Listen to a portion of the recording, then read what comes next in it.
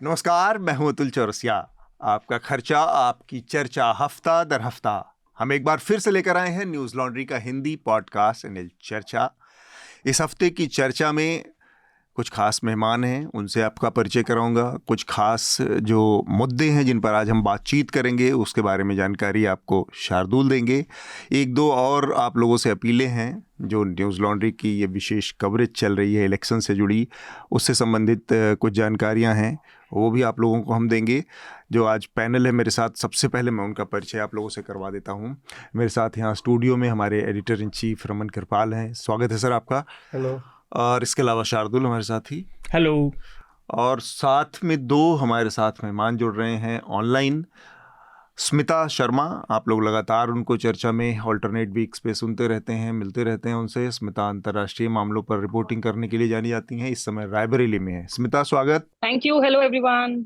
और साथ में मेरे साथ जुड़े हैं बॉम्बे से सोहित मिश्रा। सोहित का अपना एक यूट्यूब चैनल है, सोहित मिश्रा ऑफिशियल। इसके अलावा पहले काफ़ी समय तक वो एनडीटीवी से के बॉम्बे ब्यूरो में रहे हैं। सोहित, बहुत बहुत स्वागत चर्चा में जुड़ने के लिए। जी, बहुत बहुत शुक्रिया मुझे बुलाने के लिए। नमस्कार। तो आज कुछ हम लोग दिलचस्प बातचीत करेंगे क्योंकि बहुत अलग अलग जियोग्राफिकल जोन से लोग जुड़े हुए हैं। जो सुर्खियां हैं उसके बारे में शार्दुल बताए, उससे पहले बस एक बहुत संक्षेप में आप लोगों को एक जानकारी देनी है, वो मैं आप लोगों को दे देता हूँ। व्हाइल वी वॉच्ड करके एक डॉक्यूमेंट्री सीरीज फिल्म है जो कि पत्रकार रवीश कुमार के ऊपर बनी है। इसकी 3 स्पेशल स्क्रीनिंग हम लोगों ने आयोजित कर रखी है और ये आपको जॉल्ट फिल्म के जरिए देखने को मिलेगी। न्यूज़ लॉन्ड्री और द न्यूज़ मिनट इसको साझा तौर पर इसकी स्क्रीनिंग कर रहा है। हमारे सब्सक्राइबर्स के लिए है ख़ास ये स्क्रीनिंग। मई 23 से 27 मई के बीच में होगी इसकी स्क्रीनिंग।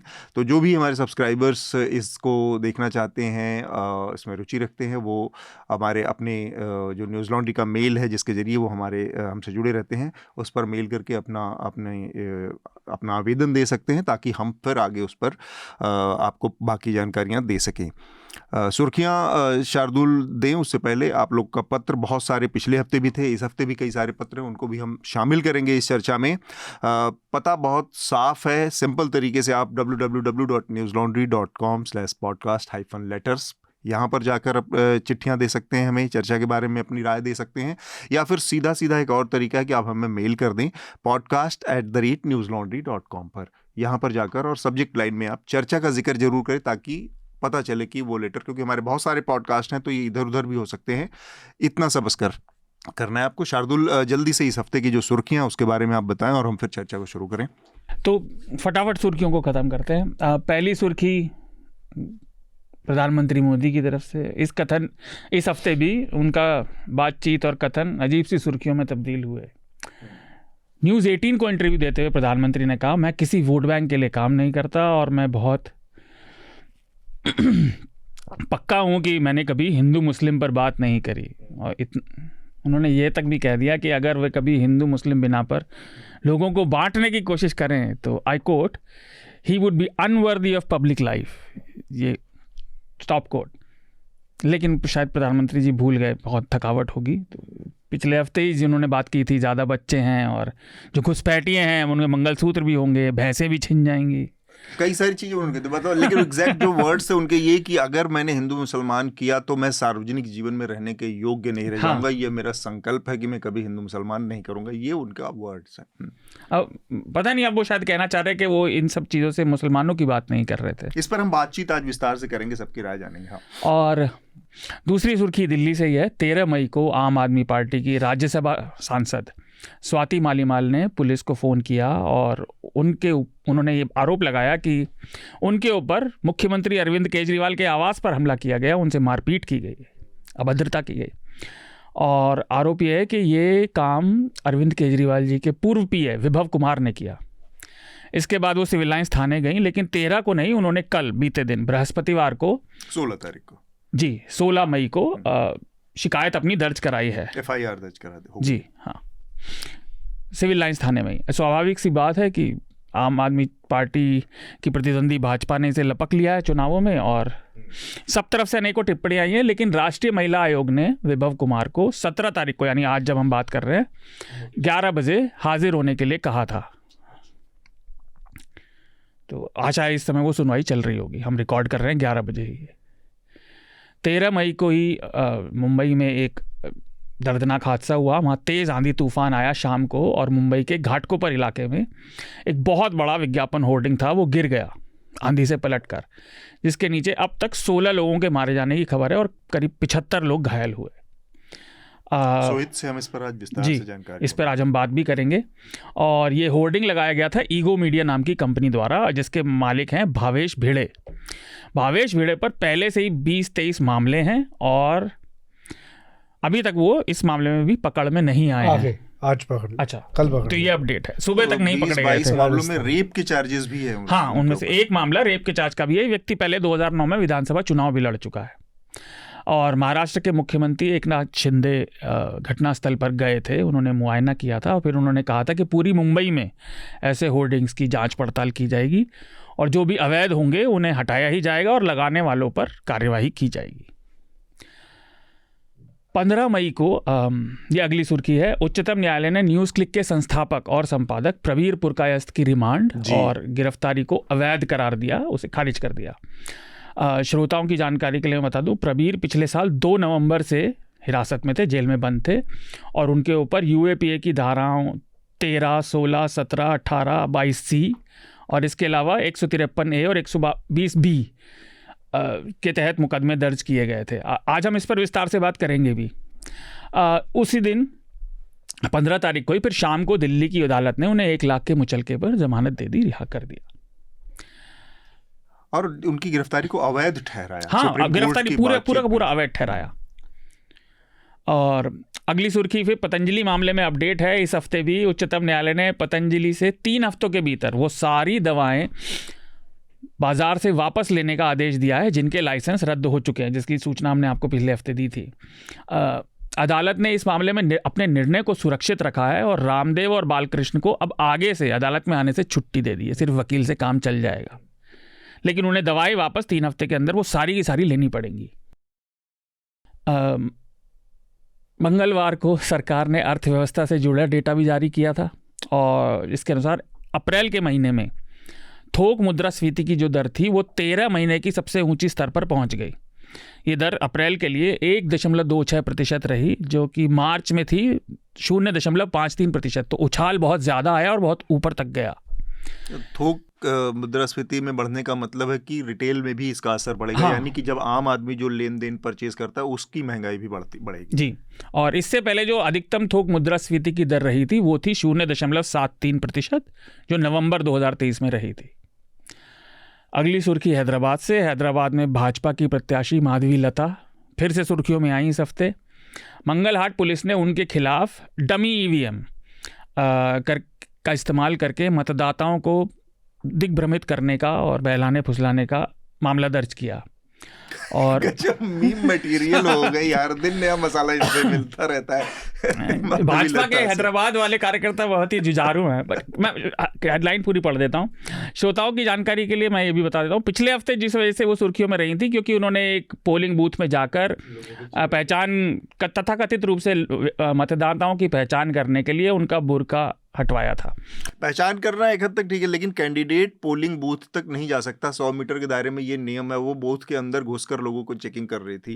कैसे अलाउड हुआ, कैसे नहीं हुआ, ये भी अपने आप में सवाल है। फिर उसके बाद उम्मीदवार का भी काम नहीं है चेकिंग करना, वो चुनाव आयोग के अधिकारियों का काम है, प्लस पोलिंग बूथ एजेंट। हाँ, तो अधिकारियों ने यह भी बताया इस मामले में कि उन्हें नकली और वोटरों को बहलाने फुसलाने वाली जो मशीन थी उसके कोशिश में 2 भाजपा कार्यकर्ताओं को गिरफ्तार भी किया था। लेकिन माधवी लता थाने में घुस गई और उन्होंने वो फेक ईवीएम भी उठा के ले गई और 2 लोगों को भी छुड़ा के ले गई। तो ये भी एक अजब बात है। अपडेट कर्नाटका के प्रज्वल रेवन्ना मामले में भी है। उनके पिता HD रेवन्ना, जिन्हें 4 मई को गिरफ्तार किया गया था अपहरण के मामले में, उन्हें ज़मानत मिल गई और 14 तारीख को, यानी 2 दिन मंगलवार को यानी उनकी रिहाई होनी थी, और वो इसलिए थी जज ने शुक्रवार यानी आज जब हम रिकॉर्ड कर रहे हैं 17 तारीख को मामले की सुनवाई तक के लिए उन्हें अंतरिम जमानत दे दी थी। एक सुर्खी सुप्रीम कोर्ट से भी है इस हफ्ते। सुप्रीम कोर्ट ने गुरुवार को पंजाब और हरियाणा के कुछ राजस्व अधिकारियों की एंटीसिपेटरी जमानत के मामले में सुनवाई के दौरान कहा कि अब से ईडी किसी भी ऐसे व्यक्ति को पीएमएलए कानून के तहत गिरफ्तार नहीं कर सकती जो किसी समन की वजह से अदालत में हाजिर हुआ है। और अदालत ने ये कहा कि समन पर हाजिर हुए व्यक्ति किसी भी व्यक्ति को तुरंत गिरफ्तार नहीं माना जा सकता, उसे गिरफ्तार करने के लिए अलग से जमानत के लिए आवेदन करने की आवश्यकता होगी। और कोर्ट ने ये भी कहा कि पेशी के दौरान उस पर पीएमएलए का सेक्शन 45 लागू नहीं होगा। मैं श्रोताओं के लिए बता दूं, सेक्शन 45 ही वो नुक्ता है जो पीएमएलए के अंतर्गत जमानत को बहुत मुश्किल बनाता है। और आखिरी बात, अदालत ने यह भी कहा कि अगर स्पेशल कोर्ट में कोई मनी लॉन्ड्रिंग से जुड़ा मामला चल रहा है तो इसका मतलब ये नहीं है कि उस पर अलग से आप सीधा ईडी पीएमएलए लगा देगी। उसको पहले स्पेशल कोर्ट से इजाज़त लेनी होगी, गिरफ्तारी की भी और मामला दर्ज करने की भी। तो ये बहुत महत्वपूर्ण एक बड़ा कदम है सुप्रीम कोर्ट के लिहाज से, और हम उम्मीद करते हैं कि आगे ये नज़ीर बने, क्योंकि इस सरकार ने ईडी के खासकर पीएमएलए के कानून में जो बदलाव करके इसको बहुत सारी ऐसी ताकतें दी थी जिसमें कि गिरफ्तारी की ताकत थी, उसका काफ़ी इस्तेमाल बढ़ता हुआ देखा। बेजा सही है गलत है उसकी बहस में हम नहीं जाते, लेकिन उसमें बहुत सर्ज था। तो उस पर एक लीगल स्क्रूटनी बहुत ज़रूरी है कि गिरफ्तारी का जो डंडा है, अब उसमें सुप्रीम कोर्ट ने जो एक बनाया है ये नज़ीर बने। हमें ऐसी उम्मीद करनी चाहिए, क्योंकि पीएमएलए के तहत सीधे उठाना और गिरफ्तारियां करना और उसके बाद जमानत नहीं मिलना, तो वो जस्टिस का जो बेसिक फंडामेंटल प्रिंसिपल है कि बेल कंपलसरी है, जेल रेयर होता है, उसको भी कहीं ना कहीं वो ठेंगा दिखाता है। रमन साहब, नहीं, पूरा समझने के लिए मेरे ख्याल से हमको पढ़ना पड़ेगा कि जजमेंट क्या है, ऑर्डर क्या है। ये जजमेंट भी नहीं है, शायद ऑर्डर है। एक कोई हियरिंग हो रही है, हाँ, उसमें और एक ऑर्डर, हाँ, इंटरिम ऑर्डर है, तो उसमें इस टाइप से ये बात आई है।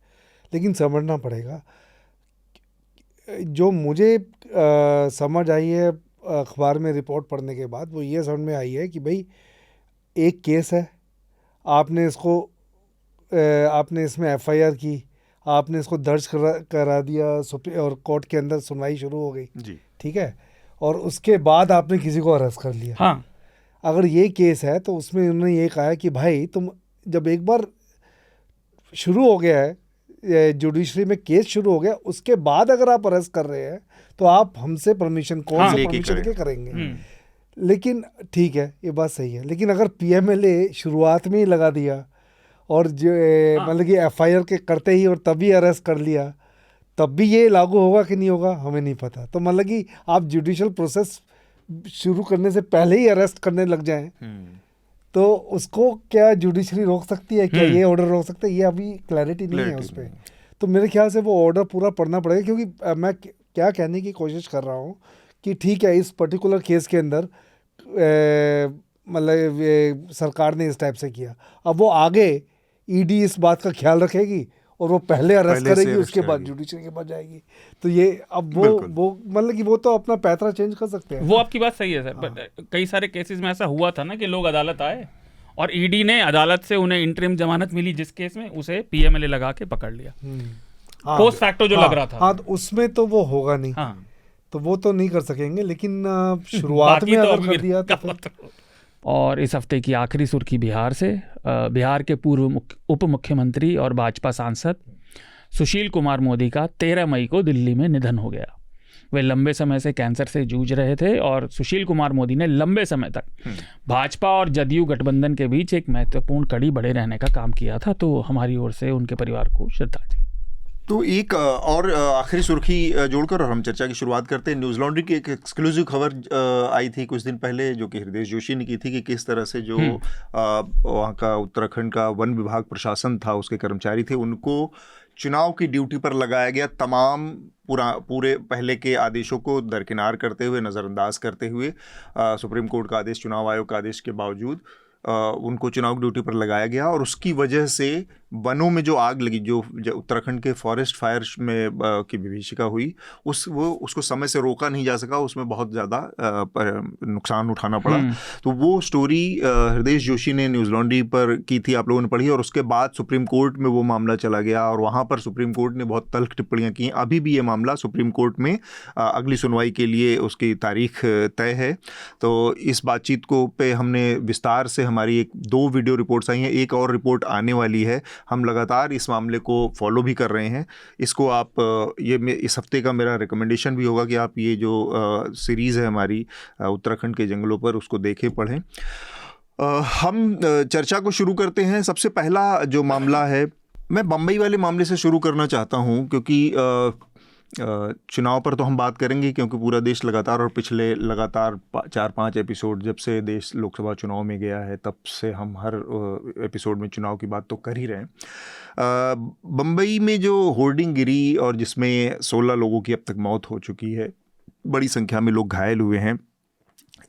एक तो बार बार ये ऐसा आता है कि हमारे जो शहरों का पूरा इंफ्रास्ट्रक्चर है, उसमें वो इतना एक तरह से रॉटन है या ढह रहा है कि बार बार इस तरह की घटनाएं होती। कभी कोई होर्डिंग गिर जाती है।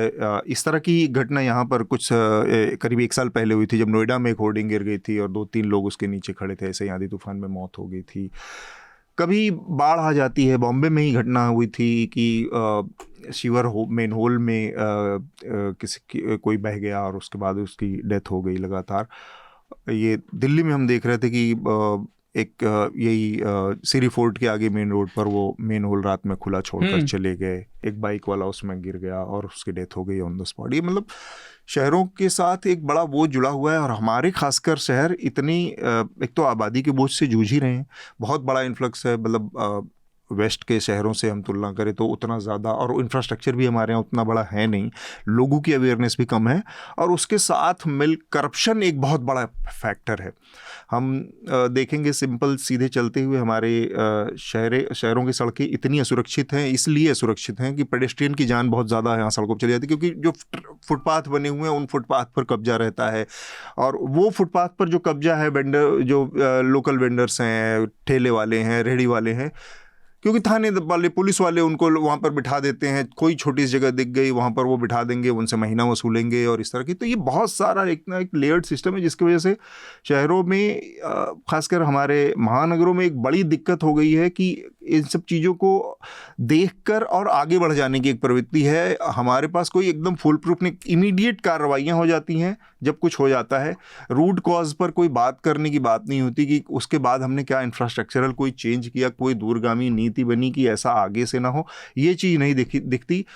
अब यही मामला है जो बॉम्बे का मामला हुआ, उसमें अचानक से अब इतनी सारी चीज़ें सामने आ रही कि वो आदमी के ऊपर 20 क्रिमिनल केसेस हैं, रेप तक के चार्जेस हैं, और वो जो होर्डिंग थी वो इलीगल थी, उसको एनओसी भी नहीं था, इसके बावजूद वो चले। तो ऐसे इसके बावजूद हमें नहीं पता कि इस तरह की हजारों होर्डिंग्स जो लगी हैं शहरों में, उनको कितने को एनओसी मिली हुई है, कितने लोगों के साथ क्लियरेंस के सर्टिफिकेट है। सोहित, अभी आप लगातार उसको कवर कर रहे थे, उसके बारे में थोड़ा सा अगर हमें बता पाएँ।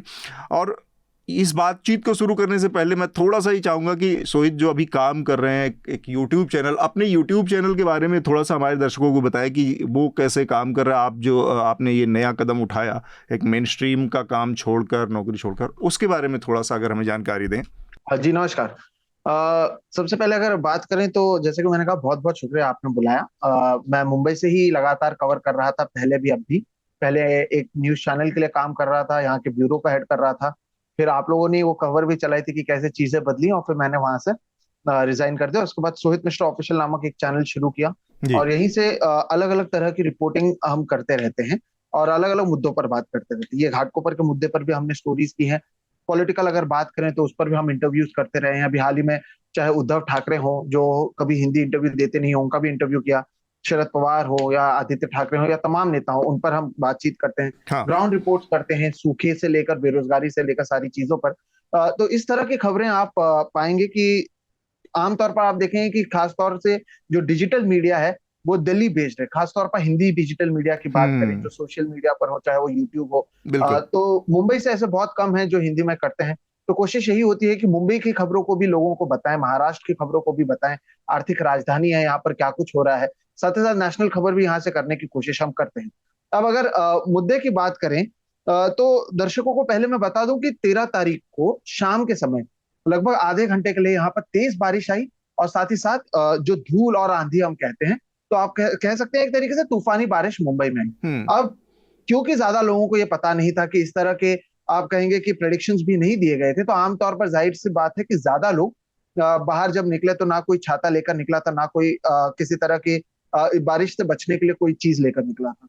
ऐसे में ये जो इलाके की हम बात कर रहे हैं छेड़ा नगर, तो आप पाएंगे कि कई ऐसे बाइकर्स थे जो जा रहे थे और फिर वहां पर शेड में रुक गए क्योंकि बारिश हो रही थी, तो वैसे लोग वहां पर आ गए। दूसरी आप देखें, ये जो पेट्रोल पंप है जहां पर ये पूरा हादसा हुआ है, अगर ईस्टर्न एक्सप्रेस हाईवे की बात करें तो मुलुंड, जहां से मुंबई की शुरुआत होती है टोल नाका से लेकर सायन, लगभग 20-25 किलोमीटर में पूरे ईस्टर्न एक्सप्रेस हाईवे में ये एकमात्र पेट्रोल पंप है जो मौजूद है। तो ऐसे में वहां से जाने वाली जो गाड़ियां होती हैं, अगर उन्हें पेट्रोल भरना होता है तो ये एक जगह है जहां पर वो पेट्रोल भरने आते हैं। ऐसे में गाड़ियां भी वहां पर ज्यादा मौजूद थी, बाइक वाले भी मौजूद थे, कुछ वहां पर छुपने के लिए या बारिश से बचने के लिए भी वहां पर आए हुए थे।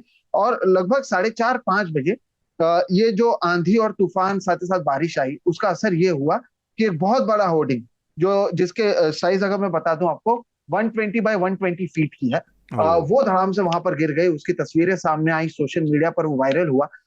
लेकिन ये भी आपको इसके साथ बताना जरूरी है कि यहाँ पर जो साइज बीएमसी की ओर से दिया जाता है, यानी जो परमिटेबल साइज है, वो है 40 बाय 40 फीट। और ये आप देख लीजिए 120 बाय 120 फीट की ये पूरी होर्डिंग है जो वहां पर मौजूद थी। 3 गुना से वो ऊपर चपेट में आने के बाद, वो गिरने के बाद 63 घंटे 63 आवर्स तक वहां पर राहत और बचाव का ऑपरेशन चला। 63 घंटे इसलिए लगे क्योंकि जब ये पूरा धड़ाम से गिर गया तो एक तो इसका वजन बहुत ज्यादा था, साथ ही साथ क्योंकि जहां पर ये गिरा वहां पर पेट्रोल पंप मौजूद था, तो उसके नीचे पेट्रोल के टैंक्स मौजूद थे। ऐसे में गैस कटर या ऐसे कोई चीज का इस्तेमाल इसलिए भी नहीं किया गया क्योंकि एक डर था कि अगर इसका इस्तेमाल किया गया और वहां पर आग लग जाती है तो और भी जो है हालात खराब हो सकते थे, हालात और बेकाबू हो सकते थे। तो इसलिए भी आप देखें कि 63 घंटे तक ये ऑपरेशन चला और काफी मशक्कत के बाद अब जो आंकड़े मेरे सामने आए हैं, 16 लोगों की मौत हुई है, 75 लोग घायल हुए हैं। वहां पर 31 4 व्हीलर्स अंदर दबे हुए मिले, 30 2 व्हीलर्स दबे हुए मिले, 8 ऑटो रिक्शा और 2 ट्रक, ये तो गाड़ियां हैं जो वहां पर दबी हुई। और अभी 16 लोग मरे हैं, कई लोग अब भी गंभीर रूप से घायल हैं जिनका अस्पताल में इलाज चल रहा है। अब आपको एक और चीज, क्योंकि आपने ये जिक्र किया कि मुंबई में या अलग अलग जगहों पर ऐसी घटनाएं होती रहती हैं, जब खास तौर पर बात करें तो केवल आधे घंटे की आंधी तूफान और बारिश को ये शहर झेल नहीं पाया, जिसे मैक्सिमम सिटी कहते हैं। इस देश की अगर बात करें तो सबसे अमीर लोग जो हैं वो इसी शहर में रहते हैं, सबसे ज्यादा टैक्स यही शहर देता है। बीएमसी जो एक म्युनिसिपल कॉर्पोरेशन है, उसका अकेले का बजट इस साल का था 60,000 करोड़, जो कई राज्यों से ज्यादा होता है। कई राज्यों के भी इतने बजट नहीं होते हैं जितना बजट ये एक म्युनिसिपल कॉर्पोरेशन का है। लेकिन इस तरह के हादसे होते हैं, और जैसे ही हादसा होता है, क्योंकि मैं यहाँ पर लगातार मानसून एक बीट होती है जो मुंबई का हर एक रिपोर्टर को कवर करना पड़ता है क्योंकि हर साल लोग मरते हैं, तो एक चीज जो कॉमन देखी जाती है कि बीएमसी पहले हाथ उठा लेती है। इस केस में भी ऐसे ही हुआ क्योंकि ये बीएमसी भी मौजूद है और साथ ही साथ यहाँ पर रेलवेज का ये जमीन थी। अच्छा। जहां पर ये पूरा बैनर लगा हुआ है, ये जमीन बीएमसी की नहीं थी, रेलवेज की थी। और ये जो परमिशन दिया गया था वो फॉर्मर जीआरपी जो चीफ थे कैसर खालिद, उनकी ओर से दिया गया था। तो ऐसे में जैसे ही लोगों की मौत हुई, बीएमसी के प्रशासन ने हाथ उठाया और कहा कि हमने तो परमिशन दिया नहीं, ये परमिशन रेलवे वाले ने दिया, तो कार्रवाई है वो रेलवे वालों की होनी चाहिए। लेकिन यहाँ पर सवाल ये उठता है कि बीएमसी में परमिशन नहीं दिया होगा, लेकिन बीएमसी ने 21 बार इसी शख्स को नोटिस दिया था। ये कहा गया था कि ये जो होर्डिंग लगाए गए हैं वो अवैध है, लेकिन उस पर कोई तोड़क कार्रवाई नहीं होती। और जैसे ही, और मैं आपको एग्जांपल देता हूं कि ये बीएमसी और रेलवे के बीच में ये एक दूसरे से जो अपनी जो जिम्मेदारी होती है, जब कोई घटना होती है वो एक दूसरे में बांट देते हैं। आपको अभी याद होगा हाल ही में एक अंधेरी में गोखले ब्रिज है, जिसमें एक ब्रिज जो है ऊपर की तरफ बन गई थी और दूसरी ब्रिज नीचे की तरफ बन गई थी। फिर ये कहा गया कि बीएमसी ने कहा हमने हमारी ब्रिज सही से बनाई, रेलवेज ने अपने ब्रिज सही से नहीं बनाई। सीएसटी के ठीक सामने हिमालयन ब्रिज है, वो ब्रिज भी आप देखेंगे 2019 में वो ब्रिज जो है ढह गई थी, वहां पर भी लोगों की मौत हुई। फिर कहा गया कि वो हिस्सा बीएमसी ने कहा रेलवेज के पास आता है, रेलवेज ने कहा बीएमसी के पास आता है। एल्फिंस्टन रेलवे स्टेशन के बाहर भगदड़ में कई लोगों की मौत हुई। बिल्कुल। फिर एक बार बीएमसी ने कहा कि वो इलाका रेलवेज में आता है, रेलवेज ने कहा वो इलाका बीएमसी के पास आता है। और ये ऐसे तमाम आपको मामले मिल जाएंगे मुंबई और उसके आसपास के इलाकों में, जहां पर एक दूसरे पर ये जरूर कहते हैं कि ये हमारी जिम्मेदारी नहीं है, ये उनकी जिम्मेदारी है।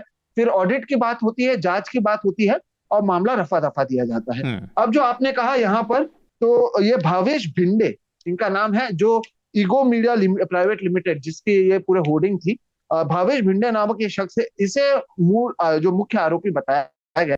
ये फरार थे। कल रात को उदयपुर से इन्हें गिरफ्तार किया गया और अब मुंबई उन्हें लाया जा रहा है, मैं और आप बात कर रहे हैं। लेकिन इसमें क्या भावेश भिंडे अकेले जिम्मेदार हैं?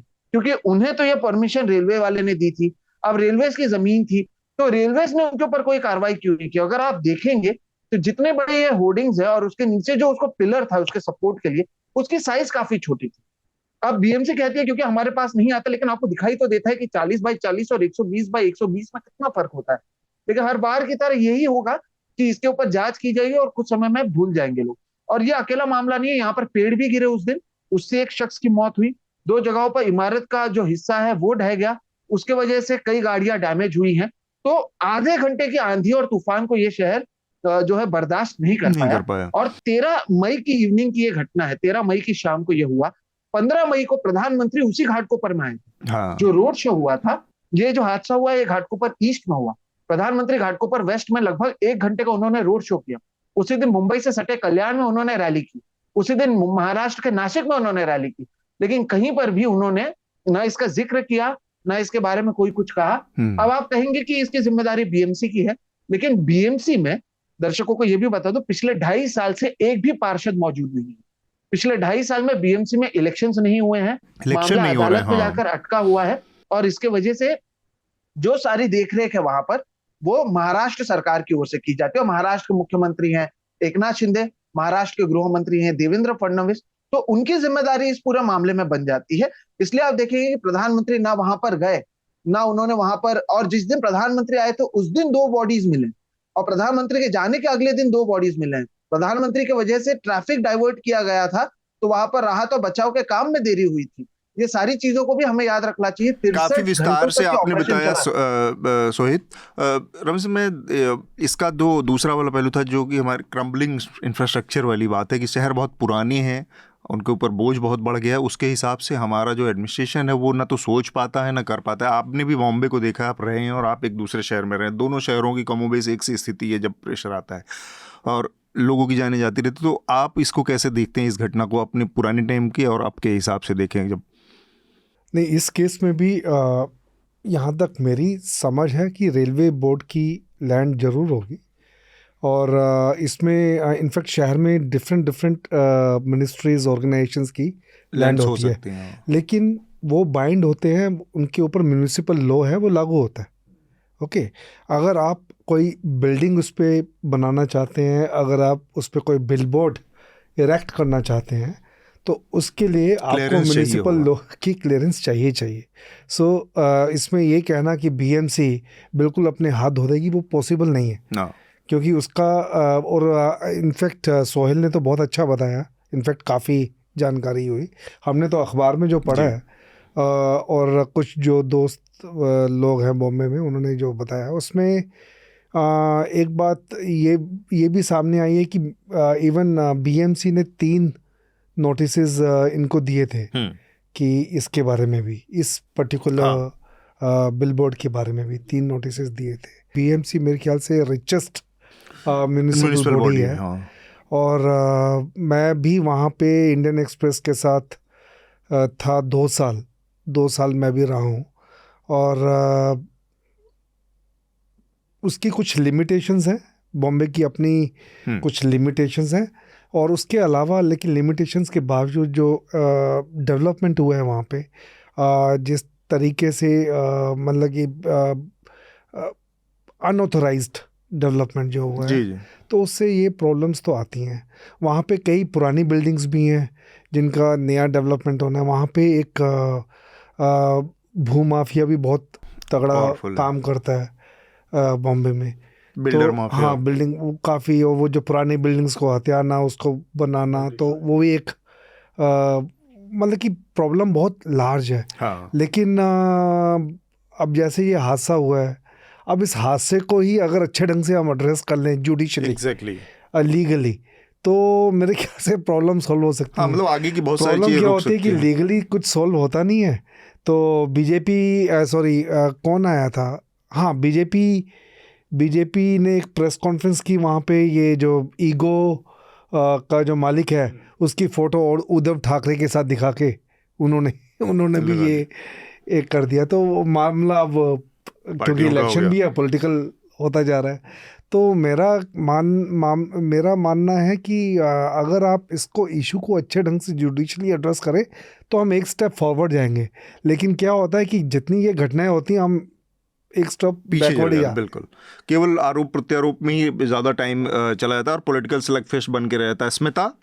अतुल, इसमें मुझे जो लगता है ना, सबसे बड़ी बात है कि हम जब 140 करोड़ की आबादी की बात करते हैं, हमारे यहाँ बाय एंड लार्ज जिंदगी सस्ती है, लाइफ्स आर चीप।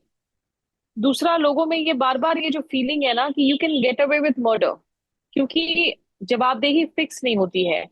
इस तरह के इतने बड़े बड़े हादसे हो जाते हैं। मतलब मुंबई में तो खैर हम, पता नहीं, हम जब से हम छोटे थे अभी बड़े हो गए हैं, सिविल बिल्डर नेक्सस की बात की जाती है, भ्रष्टाचार की बात की जाती है अथॉरिटीज के लेवल पर। दिक्कत ये होती है कि जब इस तरह के बड़े हादसे होते हैं और व्हील्स ऑफ जस्टिस मूव करती हुई नजर नहीं आती है, इक्का दुक्का हेडलाइंस बन जाते हैं, सुर्खियां बन जाती हैं, कुछ छोटी मछलियों को जो है आप जाल में आप कैद कर लेते हैं। लेकिन एक्चुअली अगर करप्शन हो रहा है, ये अगर जैसा कह रहे हैं कि ये जिस पुलिस रेलवे फोर्स की बात कर रहे हैं जहां से सैंक्शंस आए थे, सोहित जिसका जिक्र कर रहे हैं, मेन कौन से अथॉरिटीज हैं जिन्होंने इन बातों को क्लियरेंसेस दी थी? क्या उन अथॉरिटीज के खिलाफ कोई पुख्ता कार्रवाई की किसी को उम्मीद भी है? यही वजह है कि मोरबी में ब्रिज कोलैप्स कर जाता है, लेकिन आप देखें जो उसके एक्चुअल जो जो गुनहगार हैं वो कभी फरार रहते हैं, कभी पूरे सीना चौड़ा करके वापस आ जाते हैं, कोई कार्रवाई नहीं होती है। सिलक्यारा में टनल कोलैप्स हो जाता है, उसमें शुक्र है किसी की जान तो नहीं जाती, लेकिन इतना बड़ा हादसा होता है और उसमें एंड रिजल्ट क्या होता है? कोई कार्रवाई हम फिक्स होता हुआ देखते नहीं है, बल्कि मुख्यमंत्री जी जो है अकेले जीप में खड़े होकर वेव आउट करते हुए लोगों को घूमते हैं, मानो कि कोई बहुत बड़ा जो है उन्होंने उन्होंने जीत हासिल कर ली है। तो ये एक सिस्टमिक प्रॉब्लम है हमारे साथ इंडिया में, जो ठीक बात। कार्रवाई होनी चाहिए एक सख्त कानून को लेकर। ऐसा नहीं है कि कानून की कमी है, इनफ धाराएं हैं जिसके तहत आप कार्रवाई कर सकते हैं। ये एटीट्यूड की जो प्रॉब्लम है ना हमारी, और दूसरी ये एटीट्यूड की प्रॉब्लम इसलिए भी है क्योंकि पॉलिटिकल पेट्रनेज की बात आ जाती है। देखिए, सोहित ने जिक्र किया कि प्रधानमंत्री नरेंद्र मोदी उस एरिया में रोड शो कर रहे हैं, 2 दिन जब बाद 2 लाशें उस दौरान निकलती हैं, 2 लाशें बाद में निकलती हैं, लेकिन एक जो सबसे बड़ी नैतिकता की कमी नजर आती है, संवेदनहीनता जो दिखती है, कि प्रधानमंत्री की तरफ से एक चूक तक नहीं किया जाता, एक शब्द तक नहीं बोला जाता इन मौतों को लेकर। कोई कंडोलेंस मैसेज छोड़ दीजिए, किसी के परिवार वाले से मिलने की बात को छोड़ दीजिए। तो ठीक वो बात। मुझे लग रहा है कि ये ओवरऑल जो हमारी क्राइसिस है ना, वो स्टेम करती है from political apathy, from morality की कमी लीडरशिप में। ठीक बात। क्योंकि अगर वो संवेदनशीलता होती राजनीति में, तो सबसे ऊपर से दबाव आता कि कोई चाहे कितना बड़ा भी एक शख्स क्यों ना हो, इंडिविजुअल क्यों ना हो, जिसकी कोई बड़े कारोबार क्यों ना हो, उसके खिलाफ कार्रवाई करे। And if I am not mistaken, Sohit can correct मी, शायद एकनाथ शिंदे भी जो है दूसरी जगह कैंपेन करने के लिए बिजी हैं इस वक्त दूसरे राज्यों में। ऐसा नहीं है कि इस हादसे को लेकर वो दिन रात जो है लोगों से मिलते हुए नजर आ रहे हैं या कार्रवाई वहां गए करते थे हुए वो, नजर आ रहे हैं। वहां पर गए थे घटनास्थल पर, उसके बाद फिर वो अपने चुनाव कैंपेन में उसके बाद फिर अपनी चुनाव में ये तो, जहाँ इतनी जिंदगियां सस्ती है ना कि आप महज 24 घंटे के अंदर आप भूलकर आप ओडिशा में ट्रेन हादसा हो जाए, कहीं ब्रिज कोलैप्स हो जाए, ये एक बहुत सिस्टमिक प्रॉब्लम हो गई है राज्यों में। और इसके लिए मैं मानती हूँ कि ये रूट कॉज इसलिए है क्योंकि एक तो समाज की तरफ से भी शायद हम जिसे रेजिलियंस कहते हैं, मुंबई की ना रेजिलियंस की लोग तारीफ करते हैं, लेकिन ये रेजिलियंस नहीं है, ये मजबूरी है। आपके People सामने have कोई to move विकल्प on नहीं with है। their lives. राइट। ये कंपल्शन है उनकी, उसको हम ग्लोरीफाई करते हैं कि मुंबई Unnecessary. की स्पिरिट, मुंबई की रेजिलियंस बोलकर। क्यों ग्लोरीफाई करें हम उसे? लोगों को भी इस हक के लिए जो है आवाज उठाने की जरूरत है। और जब आपकी संवेदनहीनता जब शीर्ष लेवल पर हो, तो जाहिर सी बात है फिर कानून का खौफ भी आप कैसे पैदा करेंगे लोगों के बीच में? ठीक बात है। इसमें अकाउंटेबिलिटी की बात आई, रमन सर ने भी कही और स्मिता ने भी इसी को जिक्र किया। बड़ा अजीब सा एक मसला है इसमें अकाउंटेबिलिटी को लेकर। अव्वल तो जो लोग जिम्मेदार होते हैं, जो भ्रष्टाचार करके और नेक्सस बनाकर इसमें लिप्त होते हैं, उन लोगों पर कार्रवाई नहीं होती, और कई बार उल्टी तरफ बहुत ज़्यादा एक्शन देखने को मिलता है। जैसे मैं एक घटना का जिक्र करना चाह रहा हूँ, अभी हाल फिलहाल की एकदम है, तो बड़ा आपको थोड़ा सा समझ में आएगा कि कैसे जो इस तरह की जो पब्लिक प्लेसेस में बड़ी संख्या में लोगों की जानें चली जाती हैं और कुछ नहीं होता। चारधाम यात्रा, गंगोत्री यमुनोत्री की यात्रा का एक फ़ोटो आया कुछ दिन पहले, और वो जो कि बहुत फ्रेजाइल जोन है वहाँ पर हिमालय का, और उस फ्रेजाइल जोन में जहाँ पर एक सक्रिय सी सड़क पे बड़ी संख्या में भीड़ एकदम से एक, और वो एकदम वर्ज पे दिख रहा है, यमुनोत्री का एकदम वर्ज पे लोग फंसे हुए हैं या वेट कर रहे हैं या इंतज़ार कर रहे हैं। मतलब पूरा मेला जैसा लगा हुआ, एक पहाड़ के एक सिरे से लेकर दूसरे सिरे तक। और उसको देख के कोई अंदाज़ा लगा सकता है कि किसी भी पल में अगर कोई छोटी सी भगदड़ मच जाए, कोई एक छोटा सा वहाँ से लैंडस्लाइड हो जाए, कोई पत्थर लुढ़क जाए, तो वहाँ पर बड़ी भगदड़ और बड़ी त्रासदी हो सकती है। और पहाड़ों में ऐसा हुआ भी है, और इसके अलावा तमाम धार्मिक स्थलों पर भी हुआ है। इस खबर को अव्यवस्था का और एक खतरे का वो सूचक मान के दैनिक भास्कर ने एक स्टोरी की, एक रिपोर्ट चेक कर दी फ्रंट पेज पे।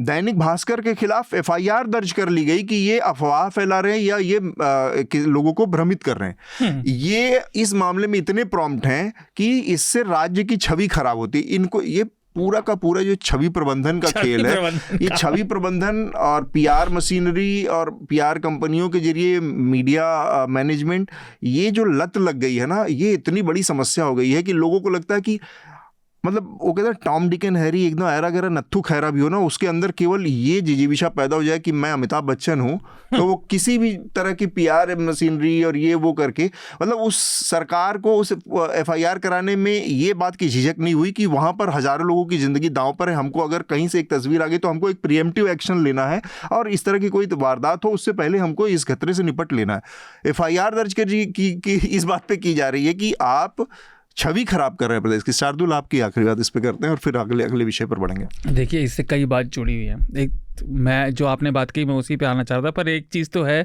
इसको मैं सिर्फ एक वाक्य कहूँगा कि बहुत बड़े विज्ञापन के होर्डिंग से सामान्य स्तर के लोगों का मर जाना ये एक आयरनी भी दिखाता है, विडम्बना पूंजीपति और पूंजीहीन के बीच की, किसकी कितनी वक़्त है।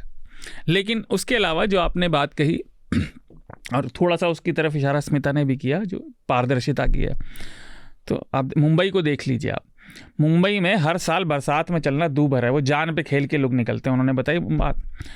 ट्रेन को देख लीजिए, लोकल ट्रेनों का बरसात शुरू हो गई है, आप देख लीजिएगा असंख्य वीडियो। अभी 1-2 साल पहले वो ब्रिज पे दब के लोग मरे थे, एल्फिंस्टन ब्रिज, है ना। और ये खचाखच भीड़ जिसमें लोग लिटरली अपनी जान को दांव पर लगा कर जा रहे हैं क्योंकि उनकी मजबूरी है, उनको रेजिलियंस बता देते हैं। ये जो सारी कमी है नगर निगमों में, सबसे ज़्यादा अपारदर्शिता है, सिर्फ जवाबदेही में नहीं, उनके काम में भी।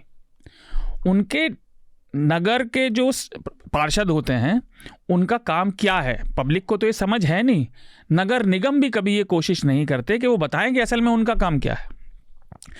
किसी भी नगर की या महानगर, खासतौर से महानगरों की सबसे ज़रूरी इकाई होते हैं वहाँ के नगर निगम, तो उनके पास दांत भी नहीं है, उनके पास ज़्यादा अधिकार भी नहीं है।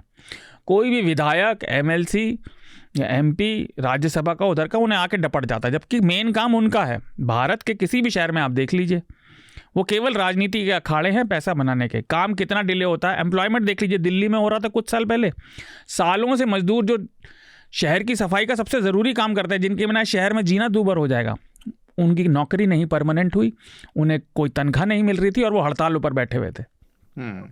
तो केवल किसी घटना के बाद नहीं, और हर कोई जान जाने के बाद ही जागता है, पहले नहीं जागता। जब पानी भरा हुआ दिखता है तब नहीं जागता।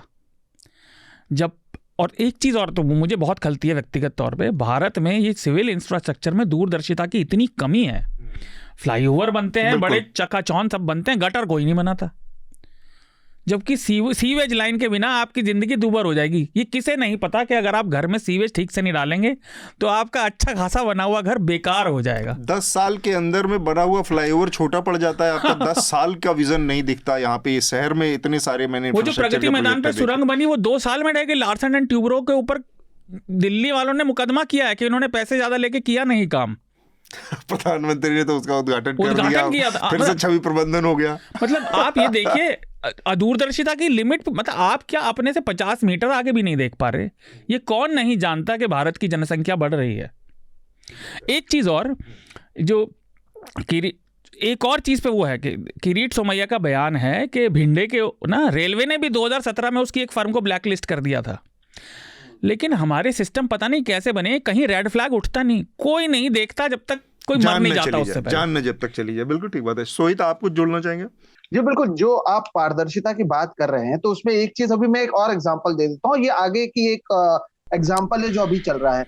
जैसे यही सायन इलाका एक है मुंबई में, सायन, वहां पर एक रोड ओवर ब्रिज है और रोड ओवर ब्रिज को तोड़ने की बात की गई है। वो कहा गया कि वो अनफिट है, वो रोड ओवर ब्रिज जो है वो अंग्रेजों के जमाने का है और उसे रिपेयर करने के लिए बंद करना है। और क्योंकि वो एक मुख्य इलाका है, ये कहा गया था कि जनवरी में उसे पूरी तरीके से बंद करेंगे, तोड़ेंगे और नया बनाएंगे। फिर वहां पर लोगों ने कहा कि अरे हम आएंगे जाएंगे कैसे, तब कहा गया ठीक है 1 महीने के लिए और बढ़ा दिया, फरवरी में उसे तोड़ने की बात की गई। फिर क्योंकि अब चुनाव आ रहे हैं तो वहां के जो सांसद थे उन्होंने जाकर धरना प्रदर्शन किया, कहा कि मेरे वोटर्स नाराज हो जाएंगे। अपने केंद्र सरकार और राज्य सरकार में उन्होंने बात की और अब तक उस ब्रिज को नहीं तोड़ा गया, जिसे तोड़ने का जो डेट है वो जनवरी महीने की। अब कल जाकर जब हादसा होगा तब जाकर फिर यही कहा जाएगा कि हमने तो कहा था, यहां से रोक लगाई गई, राज्य सरकार ने रोक लगाई, केंद्र ने कुछ करने नहीं कहा और मामला वहीं का वहीं है। और ये एक मेन रास्ता है और जब भी आप जाएंगे खचाखच ट्रैफिक से भरा रहता है। और उसके बारे में बीएमसी और सत्ताधार रेलवेज ने कह दिया है कि वो ब्रिज अनफिट है, लेकिन अब भी वो वैसे ही का वैसा यूज हो रहा है। तो ये जो पारदर्शिता की बात आती है या फिर ये जवाबदेही की बात आती है, यहाँ पर हर एक चीज माप तोल कर बोला जाता है वोट के आधार पर। अब प्रधानमंत्री या फिर मुख्यमंत्री इसलिए भी बीएमसी के घोटाले की बात नहीं करते हैं। आमतौर पर यह कहा जाता है कि बीएमसी में उद्धव ठाकरे की शिवसेना 25 साल तक थी। अब उसके जो स्टैंडिंग कमिटी है जो सारे फैसले लेते हैं, उसके हेड थे बीएमसी के यशवंत यादव। अब यशवंत यादव की जो पत्नी है वो एकनाथ शिंदे की शिवसेना से चुनाव लड़ रही है दक्षिण मुंबई से, जिसके लिए नरेंद्र मोदी आज शाम को शिवाजी पार्क में वोट मांगे, प्रचार करेंगे। तब नरेंद्र मोदी ना भ्रष्टाचार की बात कर पाएंगे, ना वो कह पाएंगे बीएमसी में भ्रष्टाचार हुआ, ना ही वो बीएमसी पर इस सारे होर्डिंग के लिए आरोप लगा सकते हैं। तो ये जो पूरी खिचड़ी पक गई है उसकी वजह से आप देखिए I disagree with सोहित। प्रधानमंत्री हर हालत में कहेंगे कि ईमानदारी है और वो हर हालत में कहेंगे मैं बताता हूँ कैसे, क्योंकि हमारा अगला विषय ही है वो कैसे मैं एक वाला। छोटी सी बात जरूर कहना चाहता हूँ अतुल। हमने अपारदर्शिता और लचरपने की बात की, ये शिथिलता अतुल आप भी मजाकिया हो गए हो, ज्यादा इंटरव्यूज देख डाले हैं आप भी बड़े मजाकिया हो गए। तो ये शिथिलता ना नगर निगमों में सबसे ज्यादा है। लेकिन एक चीज और, ये कहना कि हमारे समाज को इसका ज्ञान नहीं है, गलत है। जितने ये हिंदुस्तानी जब बाहर जाते हैं ना तो इन्हें पता डंडा जोर का पड़ेगा गंदगी करने से, तो बिल्कुल सही रहते हैं, वो एकदम लाइन पे रहते हैं। बिल्कुल ठीक बात नहीं। मैं स्मिता इसलिए कह रहा था ना कि इन्होंने कहा कि अब ना तो वो भ्रष्टाचार पर बोल पाएंगे ना पारदर्शिता पर बोल पाएंगे। मैंने कहा कि हर हालत में बोलेंगे। अगर प्रधानमंत्री 20 दिन पहले अपनी बोली गई उस बात पर बोल सकते हैं जब उन्होंने खुलेआम कहा था कि ये घुसपैठिए हैं, ये ज्यादा बच्चे पैदा करते हैं, और उसके अलावा 20 जगह तो उन्होंने नाम लेकर कहा कि मैं मुसलमानों को तो हक नहीं लेने दूंगा, नहीं ले दूंगा, और फिर वो कहते हैं कि मैं हिंदू मुसलमान नहीं करता जिस दिन मैं जीवन। तो जब वो ये कह सकते हैं तो वो पारदर्शिता और भ्रष्टाचार पर भी बोल ही सकते हैं। तो इसमें कोई वो वाली बात नहीं। कहा नहीं था ओबीसी आरक्षण। अगला विषय यही है। ये जो 4 चरण के चुनाव हो चुके हैं और जब ये पॉडकास्ट आप तक पहुंचेगा कल शनिवार को, उसके अगले दिन यहाँ पर 5वें चरण का मतदान हो रहा होगा देश के कई हिस्सों में। अगले दिन नहीं, सोमवार को 20 मई को, यस, तो 20 मई को ये 5वें चरण का मतदान होगा। और हम देख रहे हैं कि इसमें लगातार एक प्रधानमंत्री के बयान के नज़रिए से देखें तो क्या एक बार बार ये कहा जा रहा है कि एक किस्म का डेस्परेशन दिख रहा है, डेस्परेशन ना कहें कि नैरेटिव सेट कर पाने की। अभी तक ये एक बड़ा अपर हैंड हमेशा रहा है बीजेपी को, पिछले 2 चुनावों का जो 14 के बाद से, कि वो हमेशा नैरेटिव सेट करती है और बाकी दल उस पर आकर अपना सफाई देते रहते हैं या कुछ करते रहते हैं और फिर उसमें वो मिजरेबली फेल होते रहे। ऐसा लग रहा है कि इस बार वो बार बार पहले चरण के बाद से लगातार हर जगह चुनाव वो उसको बदलने की कोशिश कर रहे हैं। कभी हिंदू मुसलमान ला रहे हैं, फिर बड़े डेस्परेटली वो एक बीच में भाग के अयोध्या पहुंच जा रहे हैं। जब कुछ नहीं समझ में आ रहा है तो राष्ट्रपति उपराष्ट्रपति का दौरा वहाँ लगवाया जा रहा है अयोध्या, किसी तरह से कि राम मंदिर मुद्दे में आया वो भी नहीं आ रहा है। फिर वो हिंदुओं को सेकेंड क्लास सिटीजन और ये दूसरे। लगातार एक कोई सेट नैरेटिव बना पाने में लगातार असफलता दिख रही है। क्या इसको प्रधानमंत्री के अपने 10 साल के कामकाज के बाद कामकाज की असफलता माना जाए? क्यों ऐसा, मतलब इसको एक ओवरऑल पर्सपेक्टिव में 10 साल के कामकाज को हम कैसे देख सकते हैं? नहीं, पॉलिटिक्स में स्पेकुलेशंस तो बहुत बहुत मुश्किल काम है जी। आप कुछ भी स्पेकुलेट कर दें तो अभी पिछले जितने सारे इलेक्शन में देख चुका हूँ, जितनी बार स्पेकुलेट किया वो उल्टा अपने अपने ऊपर ही गिरती है। लेकिन मुझे नहीं लगता कि कोई बुखलाहट है। मुझे नहीं लगता कि कोई बुखलाहट है। उनके सेट नैरेटिव्स हैं। एक तो कॉमनल जो नैरेटिव बहुत साफ आ रहा है वो राम के आसपास इर्द गिर्द घूम रहा है या फिर मुसलमानों के इर्द गिर्द हो रहा है। थोड़ी सी बुखलाहट अगर कहीं आती है तो वो बुखलाहट इस पे आती है कि जो कांग्रेस ने नैरेटिव जो कॉन्स्टिट्यूशन का शुरू किया है तो वो उसको काउंटर करने में थोड़े से असमर्थ हो रहे हैं। अगर आप रेडियो स्पॉट सुनेंगे और अगर आप जो भी एड्स आ रहे हैं चाहे टेलीविज़न में या कहीं पे भी एड्स आ रहे हैं, जो सरोगेट एड्स आ रहे हैं, तो आप देखेंगे कि बिल्कुल एकदम से सटीक और साथ में भाषण भी सटीक, और उसमें चुनाव सिर्फ एक ही, मतलब कि मुद्दे काफ़ी इर्द गिर्द है लेकिन आदमी एक, चेहरा एक, वो है मोदी। तो मेरे ख्याल से उतना बौखलाहट मेरे को नज़र नहीं आती।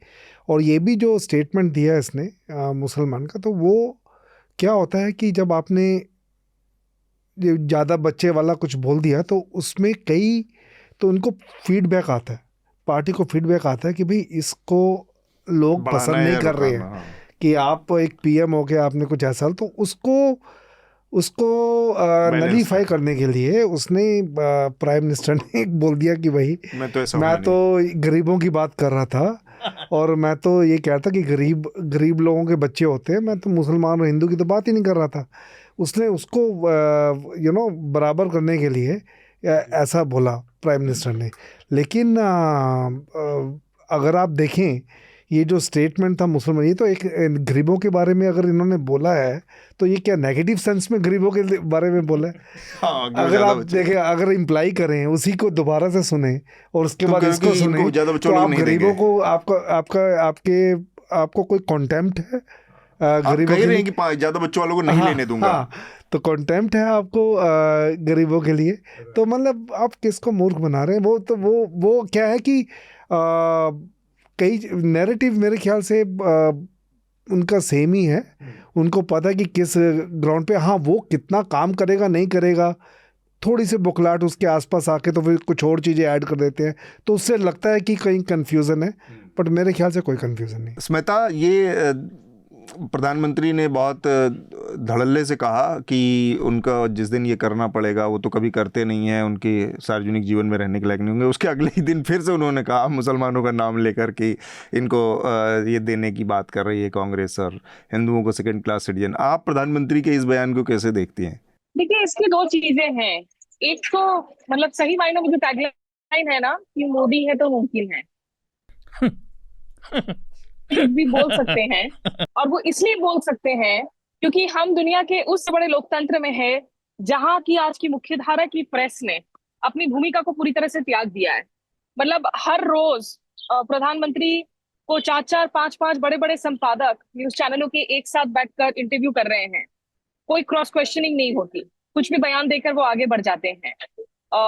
इन बयानों पर एक बहुत जो है, और जिस तरह के रिपोर्ट्स आ रहे हैं कि क्या ये इंटरव्यूज बाकायदा प्रधानमंत्री कार्यालय से एडिट होकर टेप्स दिए जा रहे हैं, ऐसा तो हमने 21 साल हो गए मुझे जर्नलिज्म में, इसके ऐसा कभी नहीं देखा कि ये तो वही प्रेरोगेटिव हो गई कि भाई प्रधानमंत्री के कैबिनेट में जो है मंत्री कौन बनेगा ये कहीं और से फैक्ट्स ऊपर आ रहा है, प्रधानमंत्री का कोई से नहीं। जब आपकी प्रेस पूरी तरह से प्लायंट हो जाए और आप प्रेस कॉन्फ्रेंस नहीं कर रहे हैं ये कहते हुए कि प्रेस न्यूट्रल नहीं है, मतलब ये तो बहुत ही हास्यास्पद और एक व्यंग्यात्मक बात है।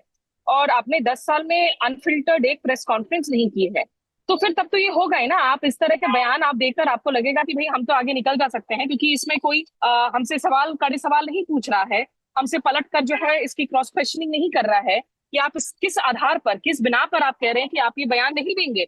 और जिस दिन उन्होंने ये बात एक्चुअली उस इंटरव्यू में की है, दूसरे दिन ही वापस जाकर उन्होंने फिर से राग आलापा है। तो ट्रायल बलून शिगुफे तो वो छोड़ रहे हैं इलेक्शन कैंपेन के दौरान कि कोई भी मुद्दा तो हिट हो जाए कहीं पे भी। और ये राग अलापना शुरू किया था कि पहले दो फेज में, पहले दो चरणों में जिस तरह की खबरें आई कि लो टर्नआउट हुआ है, शायद ये बीजेपी के खिलाफ जा रहा है, तो उसके बाद हमने देखा कि इस तरह के बयान आने लगे। तो एक तो उनकी पॉलिटिकल एक्सपेरिमेंटिंग है ही कि हर मुद्दे को वो फेंक रहे हैं कि कोई भी मुद्दा काम कर जाए ताकि जो उनका बड़ा आंकड़ा का उनने एक ख्वाब बुना है वो पूरा हो सके। लेकिन दूसरी जो सबसे बड़ी बात है कि जब जमहूरियत में प्रेस सवाल पूछना भूल जाती है। सोहित, प्रधानमंत्री का ये जो पूरा बयान है और इस पर बहुत सारी बातें कही गई, सुनी गई, लोग भी कह रहे हैं, आप इसको कैसे देखते हैं? जो मीडिया को लेकर प्रधानमंत्री का बयान है उस पर हम इसके बाद एक एक कमेंट सबसे एक एक लेंगे, पर लेकिन पहले सबसे पहले ये जो बयान है उनका कि पहले उन्होंने कुछ कहा और फिर एक दिन बाद फिर से उसी ढर्रे पर आ गए, उसको क्या कहेंगे आप? जी, ये चुनाव से पहले भी आप देखेंगे तो ये हो ही रहा था ना। महाराष्ट्र में वो आते हैं या फिर मध्य प्रदेश में जाकर वो कहते हैं कि महाराष्ट्र में 70,000 करोड़ का सिंचन घोटाला हुआ, और उसके 2 दिन के बाद अजित पवार उनके साथ शामिल हो जाता है, वो मंच साझा करते हैं साथ में। तो ये तो प्रधानमंत्री करते रहे हैं। यहाँ पर अगर आप देखें तो इसके लिए जब आप देखें कि यहाँ के नेताओं ने उनका नाम रखा है, खासतौर पर विपक्ष के नेताओं ने, अब मोदी सरकार नहीं उसे गजनी सरकार कहते हैं। अगर आप उद्धव ठाकरे का भाषण देखेंगे, ये कहा जाता है कि वो अगले दिन भूल जाते हैं कि उन्होंने पिछले दिन क्या कहा। और आप कल का भी अगर आपने इंटरव्यू देखा तब तो वो कह रहे हैं कि गाजा में उन्होंने वॉर रुकवाई। अब कल जब आज तक से उन्होंने बात की तब तो वो गाजा तक पहुंच गए कि गाजा में भी इन्होंने वॉर रुकवाई, कि कैसे गाजा में वॉर हो सकता है। भले प्रधानमंत्री मणिपुर नहीं गए, भले प्रधानमंत्री ने उसके ऊपर एक शब्द नहीं कहा हो मणिपुर के ऊपर, लेकिन वो गाजा में जरूर वॉर रुकवा देते हैं। तो प्रधानमंत्री जरूर दोनों तरफ के बयान दे रहे हैं। और इसके बारे में जब मैंने एक बीजेपी के नेता से ही पूछा तो उनका ये कहना है कि पिछली बार कई मुस्लिम महिलाओं ने प्रधानमंत्री को वोट दिया था, लेकिन इस बार ऐसा होता हुआ नजर नहीं आ रहा है। और ऐसे में इसलिए आप देखें कि बीच बीच में प्रधानमंत्री कभी कह देते हैं कि उनके आसपास तो इतने मुसलमान रहते थे कि ईद के समय उनके घर पर खाना ही नहीं बनता था, फिर यही नासिक में आकर फिर से उल्टा कुछ बोल देते हैं। आज शाम को राज ठाकरे के साथ वो साझा करने वाले, उसमें फिर से कहा जा रहा है कि मुस्लिम द्वेष यहाँ पर करने वाले हैं। उसकी वजह मैं आपको महाराष्ट्र में बताता हूँ। महाराष्ट्र में बड़े पैमाने पर जो मुसलमान है, और ये बहुत आयरनी वाली बात मैं आपको बता रहा हूँ, वो इस बार उद्धव ठाकरे का समर्थन कर रहे हैं। उद्धव ठाकरे एक मुस्लिम बहुल इलाके में जाके कहते हैं, और वो लोगों से पूछते हैं, ये देखिए कितने आयरनिक है, लोगों से उद्धव ठाकरे पूछते हैं कि आपको लगता है कि मैंने हिंदुत्व छोड़ दिया है, और अधिकांश जो मुस्लिम है वहां पर वो कहते हैं कि नहीं, आपने हिंदुत्व नहीं छोड़ा है। और ये मुसलमान अगर उद्धव ठाकरे को सपोर्ट कर रहे हैं या फिर इंडिया अलायंस को सपोर्ट कर रहे हैं, तो प्रधानमंत्री की दूसरी तरफ कोशिश, अगर मैं स्टेट लेवल की बात करूं, महाराष्ट्र से अगर ये नजरिए से देखूं, तो उनकी कोशिश होगी कि जो हिंदू वोट्स हैं उसे कंसोलिडेट करना।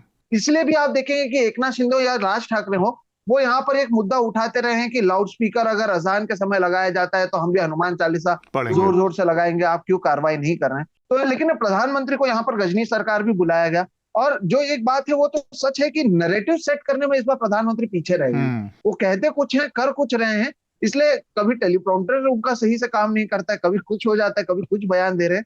लेकिन ये अजित पवार को आप ले लें, उद्धव ठाकरे को ले लें, प्रफुल्ल पटेल को लेकर उन्होंने कहा था कि इकबाल मिर्ची के साथ इनके संबंध हैं, अब प्रफुल्ल पटेल उन्हीं के पार्टी में आ गए हैं। छगन भुजबल को लेकर उन्होंने कहा था। तो जितने लोगों के खिलाफ प्रधानमंत्री ने कहा है उन्हें अपने साथ में लिया है। तो हिंदू कहते कुछ और करते कुछ।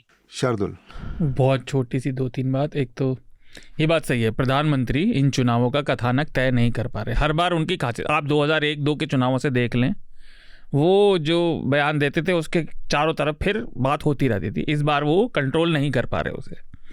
तो अब दूसरा ये है कि जो आपने कहा कि प्रधानमंत्री ऐसा कह देते हैं, तो हमारी तरफ तो आपको भी पता होगा, बहुत मज़ेदार वो एक कहावत सी चलती है कि कहने में क्या हर्ज है, कहा तो कुछ भी जा सकता है, उसमें कोई दिक्कत थोड़ी है। हमारी तरफ तो चलता है, लोग आराम से लपेट देते हैं, उसे कोई नहीं है। अब लोकतंत्र है, बड़ा है, जो उन्होंने बात कही, लेकिन मेरे दिमाग में आता है लोकतंत्र बड़ा जरूर है, हर नेता है जो है वो सारा उल्टा घड़ा है, इनके अंदर किसी के कुछ जाता नहीं है। प्रधानमंत्री की कमी इस बार यही है कि वो नैरेटिव कंट्रोल नहीं कर पा रहे, और इसलिए वो होता क्या है, जब व्यक्ति थोड़ा सा असहज होता है ना, तो वो अपनी इंटरनल डिफ़ॉल्ट सेटिंग पे जाता है, और इंटरनल डिफ़ॉल्ट सेटिंग प्रधानमंत्री की है हिंदू मुसलमान। लेकिन फिर वो उसे ठीक करने की कोशिश करते हैं। कई बार बड़ी सोफिस्टिकेटेड भाषा में कहते हैं बैक टू बेसिक्स, तो बेसिक पे भी चले जाते हैं लोग कई बार। बेसिक वही है। देखिए ऐसा है ना, इन्हें समझना चाहिए, महान नेताओं को जो इतिहास में दर्द हो चुके हैं कि पब्लिक कल नहीं पैदा हुई, हाँ ठीक, ये बात ठीक है, आप बड़े नेता, पर ऐसा भी नहीं है कि यहाँ सब लोग। मीडिया वाले उससे एंगल से थोड़ा सा एक सबसे बातचीत कर लेते हैं। प्रधानमंत्री का जो बयान आया, उन्होंने कहा कि मीडिया न्यूट्रल नहीं है। अव्वल तो एक तरफ वो ये मैसेज देने की कोशिश कर रहे हैं, केवल भारत में नहीं पूरी दुनिया में, कि वो he is on स्प्री of interviews. अब उसमें फिक्स इंटरव्यू कहें, पीएमओ से क्वेश्चन पास हो रहा है, वीडियो उसका खुद ही प्रीव्यू कर रहे हैं, रिलीज़ कर रहे हैं, वॉट, वो तो स्पेकुलेशन है जिसके हमारे पास सबूत नहीं, तो उसमें हम जा भी नहीं रहे हैं, ये सब कहानियाँ हैं। लेकिन वो एक संदेश देना चाह रहे हैं कि वो तो मीडिया के लिए बहुत ओपन है और वो मीडिया से खूब धड़ल्ले से बात कर रहे हैं। अब तक उन्होंने 20, 25, 30 इंटरव्यू दे दिए। दूसरी तरफ ये कहना कि वो प्रेस कॉन्फ्रेंस इसलिए 10 सालों से नहीं करते क्योंकि मीडिया न्यूट्रल नहीं है। अब इस दो विरोधाभासी बातों में आप कौन सी बात को पकड़ के कौन सी बात पर यकीन करेंगे? अगर मीडिया न्यूट्रल नहीं भी है, तो अगर इतने सारे लोगों को आपको लगता है कि आप दे सकते हैं, वो आपके भरोसे के लोग हैं, 2-4, एक इतने बड़े देश का प्रधानमंत्री, एक इतने बड़े लोकतांत्रिक देश का आदमी जो लोकतांत्रिक तरीके से चुन के आया है, वो 4, 6, 10, 20 नॉन न्यूट्रल लोगों को से भी बातचीत क्यों नहीं कर सकता? आलोचकों से भी अपने बात क्यों नहीं कर सकता 10 साल में? ये बात कहना एक प्रधानमंत्री का उसको किसी अच्छी लाइट में, किसी महानता के पायदान पर नहीं बैठाता, कोई अपर पेडेस्टल पे नहीं ले जाता, आपको बहुत ओछा और छोटा आदमी साबित करता है। मीडिया के उस पे प्रधानमंत्री के इस बयान पर रमन सर, हाँ, आपने देखा, आपको क्या लगा कि प्रधानमंत्री की इस तरह से मीडिया को कैटेगराइज करना? ये तो नार्सिसिस्ट जो होते हैं, बस वही इस टाइप से बोलते हैं। मतलब कि ऑब्वियसली वो he is afraid of media.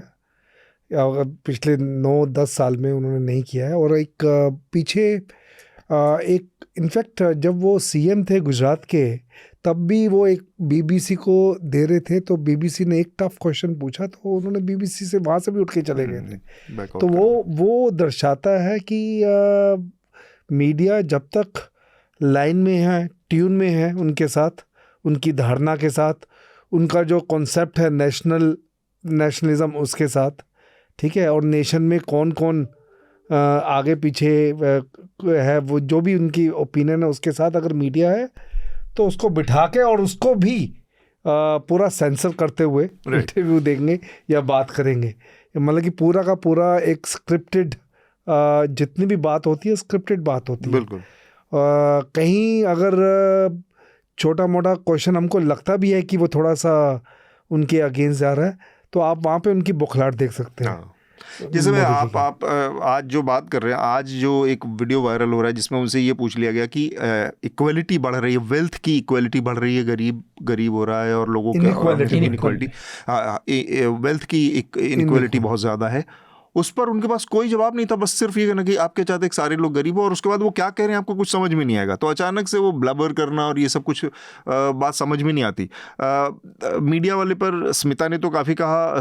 Smita, आपको कुछ जोड़ना है इस पे, मीडिया के रोल पे? नहीं, मैं 2 चीजें जोड़ना चाह रही थी। एक, इसके पहले जो आप लोग बात कर रहे थे ना नैरेटिव को लेकर, एक मुझे लग रहा है कि देखिए इस बार के चुनाव में वो 2019 के पुलवामा बालाकोट जैसा एक नैरेटिव नहीं है।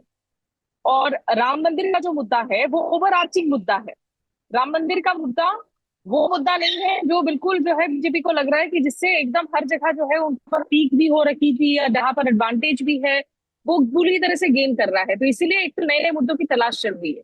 दूसरा, जहां तक देखिए मीडिया का जो सवाल है, एक तो प्रधानमंत्री सर्टिफिकेशन दे रहे हैं कि मीडिया न्यूट्रल है नहीं है, ये तो अजीब बात है ही। अगर मीडिया न्यूट्रल नहीं भी है, आप दुनिया की सबसे बड़ी लोकतंत्र हैं, उसके आप चुने हुए, आप वजीर आजम हैं, आप दुनिया भर में जाकर आप वेस्टर्न कंट्रीज के साथ में आप शोल्डर टू शोल्डर खड़े होकर, अभी G7 शिखर वार्ता के लिए भी आपके पास न्योता आ रखा है। अगर आप तीसरी बार प्रधानमंत्री बनकर आते हैं तो 4 जून को नतीजे आएंगे। कुछ ही दिनों बाद 13 से 15 जून आप इटली में G7 समिट में आप शिरकत कर रहे होंगे, जहां ह्यूमन राइट्स प्रिंसिपल्स और प्रेस की अधिकारों को लेकर बड़े बड़े डिक्लेरेशंस होंगे जिनको आप साइन कर रहे होंगे। तो इन सब के मद्देनजर दुनिया के जितने भी इस तरह के डेमोक्रेसीज हैं, जो नेता, क्या वो सिर्फ फ्रेंडली प्रेस के सामने आकर सवालों के जवाब देते हैं? डोनाल्ड ट्रंप जैसा नेता जो इतना कॉन्फ्रंटेशनल है, जो ऑल्टरनेट ट्रूथ की दुनिया में रहता है, जो लगातार स्ट्रेट लाइज बोलता है, वो शख्स भी आकर अपनी जो प्रेस उनके साथ ट्रैवल करती है बाकायदा एयरफोर्स 1 में, वो प्रेस उनको इतनी ज्यादा टफ क्वेश्चंस पूछती है, वो प्रेस उनको बख्शती नहीं है। हाँ और डोनाल्ड ट्रंप ये नहीं कहते कि ये हॉस्टाइल प्रेस है तो मैं सवालों के जवाब नहीं दूंगा। Press is not supposed to be friendly to begin with. Press is supposed to ask questions to those who are in the positions of authority and other people who are in the highest position.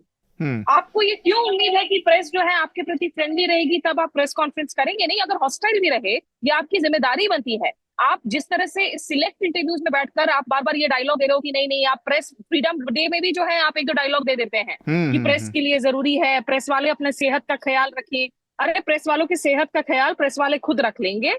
आप overall press freedom index की सेहत का ख्याल रखें please. Right.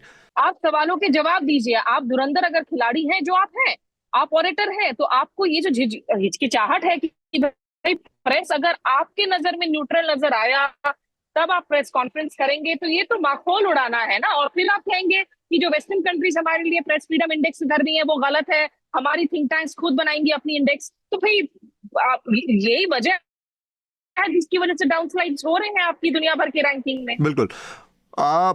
प्रधानमंत्री के अब एक बयान के ऊपर हमने बात किया कि कैसे उन्होंने कल कुछ और बयान दिया था, आज फिर उन्होंने कहा जो हिंदू मुसलमान वाली बात है। प्रेस से के वाले बयान को भी आप एक पर्सपेक्टिव में देखिए, फिर आपको समझ में आएगा कि एक साथ 180 डिग्री वाली बातें करना दो अलग अलग मौक़ों पर, वो मतलब पॉलिटिक्स का हिस्सा है क्या है। प्रधानमंत्री इसको हमेशा मतलब साबित करते हैं। आप बहुत पुरानी एक वीडियो है, अगर देखें आप, उस समय एबीपी न्यूज़ मेरे ख्याल से स्टार न्यूज़ हुआ करता था।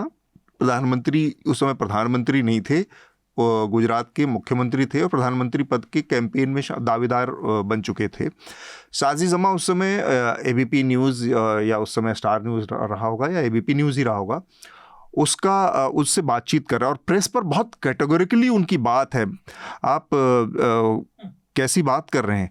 जिस देश का मीडिया सवाल नहीं पूछेगा वो उस देश का मीडिया रहने का फ़ायदा क्या? मैं सिर्फ और सिर्फ ये चाहता हूँ कि देश का मीडिया ऐसा हो जो आलोचना करे, जो सवाल पूछे। और तो एक बहुत ब्रॉड लाइन में उन्होंने इतनी डेमोक्रेटिक तरीके से प्रेस की वो की, और फिर उनके इस बयान को देखे कि प्रेस से तो मैं बात ही नहीं करना चाहता क्योंकि ये न्यूट्रल नहीं है।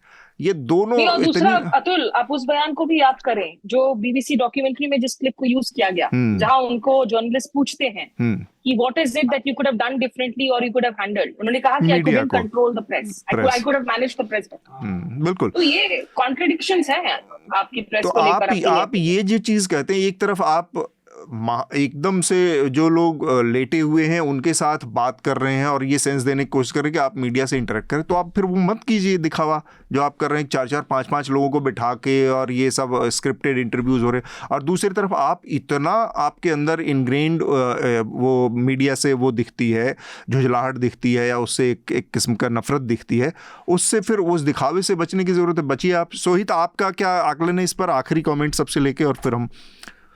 जी देखिए, प्रधानमंत्री कहते हैं कि मीडिया न्यूट्रल नहीं है और फिर वो सुधीर चौधरी और अर्नब गोस्वामी को इंटरव्यू देते हैं, तो आप समझ ही सकते हैं कि प्रधानमंत्री ये देश में कितने न्यूट्रल, उनके लिए न्यूट्रल का शब्द क्या है। अभी आपको मैं एक मजेदार शब्द दिखाता हूँ। जैसे कि मेरे पिताजी उस दिन जब टीवी देख रहे थे तो उन्होंने कहा, यार तुम लोग कहते हो कि प्रधानमंत्री बात नहीं करते, ये देखो ये तो रास्ते पर रोक कर लोग गाड़ी पर चढ़कर प्रधानमंत्री से बयान ले रहे हैं। तो लोगों के सामने अब एक नया पर्सपेक्टिव जो तैयार करने की वो कोशिश कर रहे हैं कि प्रेस कॉन्फ्रेंस नहीं करते, वो तो सड़कों पर आकर भी मीडिया से बात कर रहे हैं। फिर उनको समझाना पड़ा कि नहीं नहीं, ये सारी चीजें पहले से तय होती हैं। तो मुंबई में भी आकर प्रेस एबीपी को उन्होंने मुंबई के रोड शो में जो यहाँ पर ये दिया इंटरव्यू, ये कोई मुंबई का रिपोर्टर नहीं था। दिल्ली से पीएमओ कवर करने वालों को मुंबई बुलाया जाता है, जो बाकी पत्रकार है उन्हें बैरिकेड के पीछे रखा जाता है। हमें तो प्रधानमंत्री के पास भी नहीं जाने दिया जाएगा, उन्हें उधर लेके जाकर घुस ही नहीं सकते बिना परमिशन के। जी बिल्कुल। और वो वहां पे ऐसा दिखाते हैं कि कैसे प्रधानमंत्री गाड़ी के ऊपर भी लोगों से बात कर रहे हैं। 10 साल एनडीटीवी को एक इंटरव्यू नहीं दिया। जब अदानी ने टेक ओवर कर लिया तब एनडीटीवी पर भी वो आने लग गए हैं और एनडीटीवी के इंटरव्यू को भी वो अपने चैनल पर डाल रहे हैं। तो प्रधानमंत्री की जो न्यूट्रलिटी है लोगों की तरफ या मीडिया की तरफ, वो भी हम समझ सकते हैं कि कैसी है। तो प्रधानमंत्री तो वो जैसे कि कहा गया कि 2002 वाला जो आइकॉनिक बयान है, और वो शायद उन्होंने उस तरफ काम भी किया कि वो मीडिया को कंट्रोल नहीं कर पाया, और बाद में जब मीडिया को कंट्रोल किया कि इसी तरह से किया कि ना मणिपुर पर कोई चर्चा कर पाता है, ना मणिपुर को लेकर प्रधानमंत्री को कोई कुछ पूछता है। कोई ये नहीं कहता कि आपने बृजभूषण शरण सिंह के बेटे को क्यों आपने टिकट दिया। कोई ये क्यों नहीं कहता कि प्रज्वल रेवन्ना के खिलाफ जब आपके पास इनपुट्स मौजूद थे उसके बावजूद आपने टिकट क्यों दिया। फिर वापस वही सारी चीजें, फिर एक बार ट्रोल करने के लिए पूछा जाता है कि आप थकते क्यों नहीं, चमक कैसे बरकरार है। सबको पता है कि ट्रोल होगा, लेकिन जानबूझकर ये करते हैं। और फिर सोशल मीडिया पर वही सारी चर्चा होती है। मुझे लगता है कुछ एंकर्स को पसंद भी आता है कि कुछ लोग ठीक ट्रोल कर बात। रहे हैं और वो उस पर चर्चा जारी है। शार्दुल, देखिए, ये बात व्यक्तिगत जीवन में भी बहुत बार लोग पूछते हैं कि आप न्यूट्रल नहीं रहते, तो ये बात मुझे नहीं लगता कि ज्ञान की जनता में कमी है, लेकिन फिर भी मीडिया का काम न्यूट्रल रहना नहीं है सरकार और विपक्ष के प्रति। मीडिया का काम है, सरकार जिसके पास सारी ताकत है, केवल एक हमारे पास ले दे के ताकत है, तो वो सवाल पूछने की, बस। तो हमारा काम उनकी तरफदारी करना नहीं है। सरकार तो हजारों करोड़ रुपए अपने विज्ञापन में अच्छी बातें छापने के लिए करती है, ये काम मीडिया का नहीं है। और जैसे कि अभी एग्जाम्पल दिया वो 2002 वाला, कोई अपना इतना सा भी अगर रीढ़ वाला पत्रकार होता तो वही पूछ लेता कि मोदी जी आपने 20 साल पहले तो ऐसा कहा था, आज आप ऐसा कह रहे हैं। बड़ा स्वाभाविक सा सवाल है, लेकिन वो रीढ़ वाले लोग नहीं हैं। जैसा कि अतुल ने कहा, वो लेटे हुए हैं, तो उसमें कुछ करा ही नहीं जा सकता। दूसरी चीज़, मैंने ये जो व्यक्ति अपना नाम थर्ड पर्सन में लेता है ना, मैंने उसके लिए कई बार बोला, ये बात वैलिडिटी चाहने वाले के लिए भी होती है, अजनबियों से। देखिए, मैं काम करता हूँ न्यूज़ लॉन्ड्री में, तो मैं बिल्कुल चाहूँगा कि मेरे काम की सराहना मेरे साथ के लोग करें, लेकिन रैंडम पत्रकारों से किसे चाहिए होता? ये भी असुरक्षा और हीन भावना का प्रतीक है कि हमारे बारे में आप बात, भैया तुम प्रधानमंत्री हो, तुम देश के इतिहास में दर्ज हो चुके हो, एक अदना रिपोर्टर तुम्हारी चमचागिरी काहे करे? ठीक बात। और एक चीज़ और, प्रधानमंत्री इस बात को ज़रूर समझ रहे हैं, जो बयान दे रहे हैं ना, वो ये समझ रहे हैं कि सच्चाई कुछ भी हो, और ये बात राजनीति का सत्य है, ये सुनने में शायद अच्छा नहीं लगता, सत्य से ज़्यादा धारणा, आपका जो नज़रिया है, परसेप्शन मैटर करता है। उनके खिलाफ वो परसेप्शन बन गया है, तो इसलिए उसे तोड़ने की कोशिश कर रहे हैं, क्योंकि दिखता उन्हें भी है, और इसीलिए उनका जादू चल भी नहीं रहा। भाई सब गुजराती नहीं है ना, सब हमारे यहाँ थोड़ा दूसरे तरह के लोग हैं, थोड़े दिन ही खाते हैं बस वो धक्का। तो हम अपना जो हमारा आखिरी विषय है उस पर संक्षेप में थोड़ा सा बातचीत करें, क्योंकि इस समय का सबसे ज्वलंत मसला बन गया है ये। दिल्ली में काफ़ी बातचीत इसकी चल रही है, इस मामले में बात करेंगे, लेकिन उससे पहले हमारे तमाम सब्सक्राइबर्स जो हैं उनका कुछ पत्र आया है, उनके पत्र पढ़ लेते हैं हम जल्दी से। विशाल का लेटर है हमारे पास। हृदय जी ने कुछ वामपंथी समाजवादी विचारों से प्रेरित देशों की सफलता का जिक्र किया। हमारे देश में भी वामपंथी विचार जहाँ प्रबल है, वो केरल एक मॉडल स्टेट बनकर उभरा, आज भी उसे best place to live in India, most advance society in India जैसी उपाधियों से नवाजा जाता है। दुर्भाग्य है कि आज के युवा इस विचारधारा से उतने परिचित नहीं है। मुझे लगता है कि पढ़ने वाले, विचार करने वाले लोग अंदर से लेफ्ट लिबरल होते हैं, लेकिन अल्पसंख्यक होने के कारण वो खुले तौर पर इस बात का इजहार नहीं करते। इस राय से मैं थोड़ा सा इत्तेफाक रखता हूँ। ये बात बिल्कुल सही, जब आपका वर्ल्ड व्यू बढ़ता है तो आपकी एक्सेप्टेंस जो होती है बहुत सारे विचारों की बढ़ जाती है। आप दुनिया के दूसरे कल्चर, दूसरे लोगों, दूसरे विचारों, दूसरे भाषा, दूसरे खान पान को लेकर उदार होना शुरू हो होते हैं। बनिस्बत आप बहुत कम, बहुत लिमिटेड जियोग्राफिकल और उसमें रहते हैं, तो एक बड़ी समस्या आती है कि आपके अंदर इस चीज़ की भावना बहुत रूढ़ी के तौर पर जमी रहती है कि आपकी जाति बहुत श्रेष्ठ है, आपका जो इलाका है बहुत श्रेष्ठ है, आपका परिवार जो है बाकियों से श्रेष्ठ है। तो ये जो श्रेष्ठता बोध है, ये आपको कंजर्वेटिव और उस तरफ ले जाता है, और आपका वर्ल्ड व्यू बढ़ने से आपके अंदर उस बाकी चीज़ों की एक्सेप्टेंस बढ़ती है, बनिस्बत की एक जगह पर बहुत केंद्रित, सीमित उसमें रहने वालों की एक्सेप्टेंस की पावर बहुत कम होती है, वो दूसरे को जल्दी एक्सेप्ट नहीं कर पाते। तो ये इस लिहाज से मैं मानता हूँ कि आप विशाल की बात सही है। शार्दुल और रमन सर, आप अपनी बात रखें। तो विशाल थोड़ा सा अग्री करता हूँ, लेकिन थोड़ा सा डिसएग्री भी। उदारवाद और प्रोग्रेसिवनेस पे वामपंथियों की बपौती नहीं है। आप लेफ्ट हटा दीजिए, लिबरल पे मैं राजी हूँ आपसे, लेकिन लेफ्ट नहीं, क्योंकि आप देख लीजिए वो तो लेफ्ट भी नहीं, जैसे उन्होंने कहा ना वामपंथी समाज, तो भैया वामपंथियों ने दुनिया में बहुत जगह राज किया, और वो सबसे ज़्यादा जाते हैं अपने ही लोगों को हत्या करने में, सबसे ज़्यादा उन्होंने ही की है। वाम विचारधारा होगी, लिबरल व्यक्ति का अपना व्यक्तित्व है। नहीं, मेरा भी बेसिकली मैं पॉलिटिकल साइंस का स्टूडेंट रहा हूँ, और मैं हमेशा से बिलीव किया हूँ कि कोई यहाँ कहीं इज़म आ जाता है ना, हाँ, वहाँ डोगमा आ जाता है, आप डोगमेटिक बन जाते हो, आप डायनामिक नहीं रहते हो, राइट, है ना। चाहे वो इवन लिबरलिज्म हो, हाँ, ism is something which makes the things wrong. तो मेरे ख्याल से कोई भी इज़म डोगमेटिक होने की ज़रूरत नहीं है।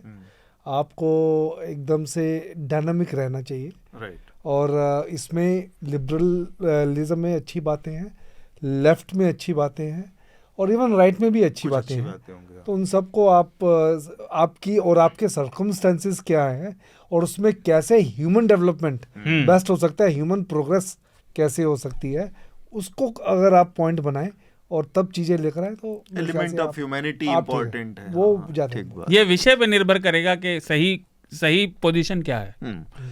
मेहुल का पत्र है। नमस्ते एनएल टीम, भारतीय चुनाव पर आपकी सभी ज़मीनी रिपोर्ट्स मुझे बहुत पसंद आई। हृदय को उत्तराखंड और उसके आसपास के हाल के जंगल की आग पर रिपोर्टिंग करने के लिए विशेष धन्यवाद। पर्यावरणीय आपदाओं पर आपकी अन्य रिपोर्टों की तरह ही इससे भी मैं प्रभावित हुआ। हृदय के लिए एक प्रश्न, जब वह उपलब्ध हों, क्या उत्तराखंड में स्थानीय समुदायों में चुनिंदा आग लगाकर बड़ी आग को रोकने की परंपरा थी, जैसे कि ऑस्ट्रेलिया में आदिवासी समुदाय करते हैं? ऐतिहासिक रूप से स्थानीय समुदायों ने इस मुद्दे से कैसे निपटा है? तो हृदय को जब अगले हफ्ते अपने टर्न पर होंगे यहाँ, तो इसका जवाब जरूर देंगे। और बड़ी मज़ेदार बात है कि जो अगली स्टोरी आने वाली है उसमें ये जो कंट्रोल्ड फायर है उस पर ही बात होगी। तो आपको वो समझने की हृदय की अगली स्टोरी कि हाँ, कैसे ये पहाड़, उत्तराखंड और पहाड़ के जंगलों में भी इसका इस्तेमाल होता है कि लिमिटेड उसको फायर लगाकर और बड़ी आग को रोका जाता है।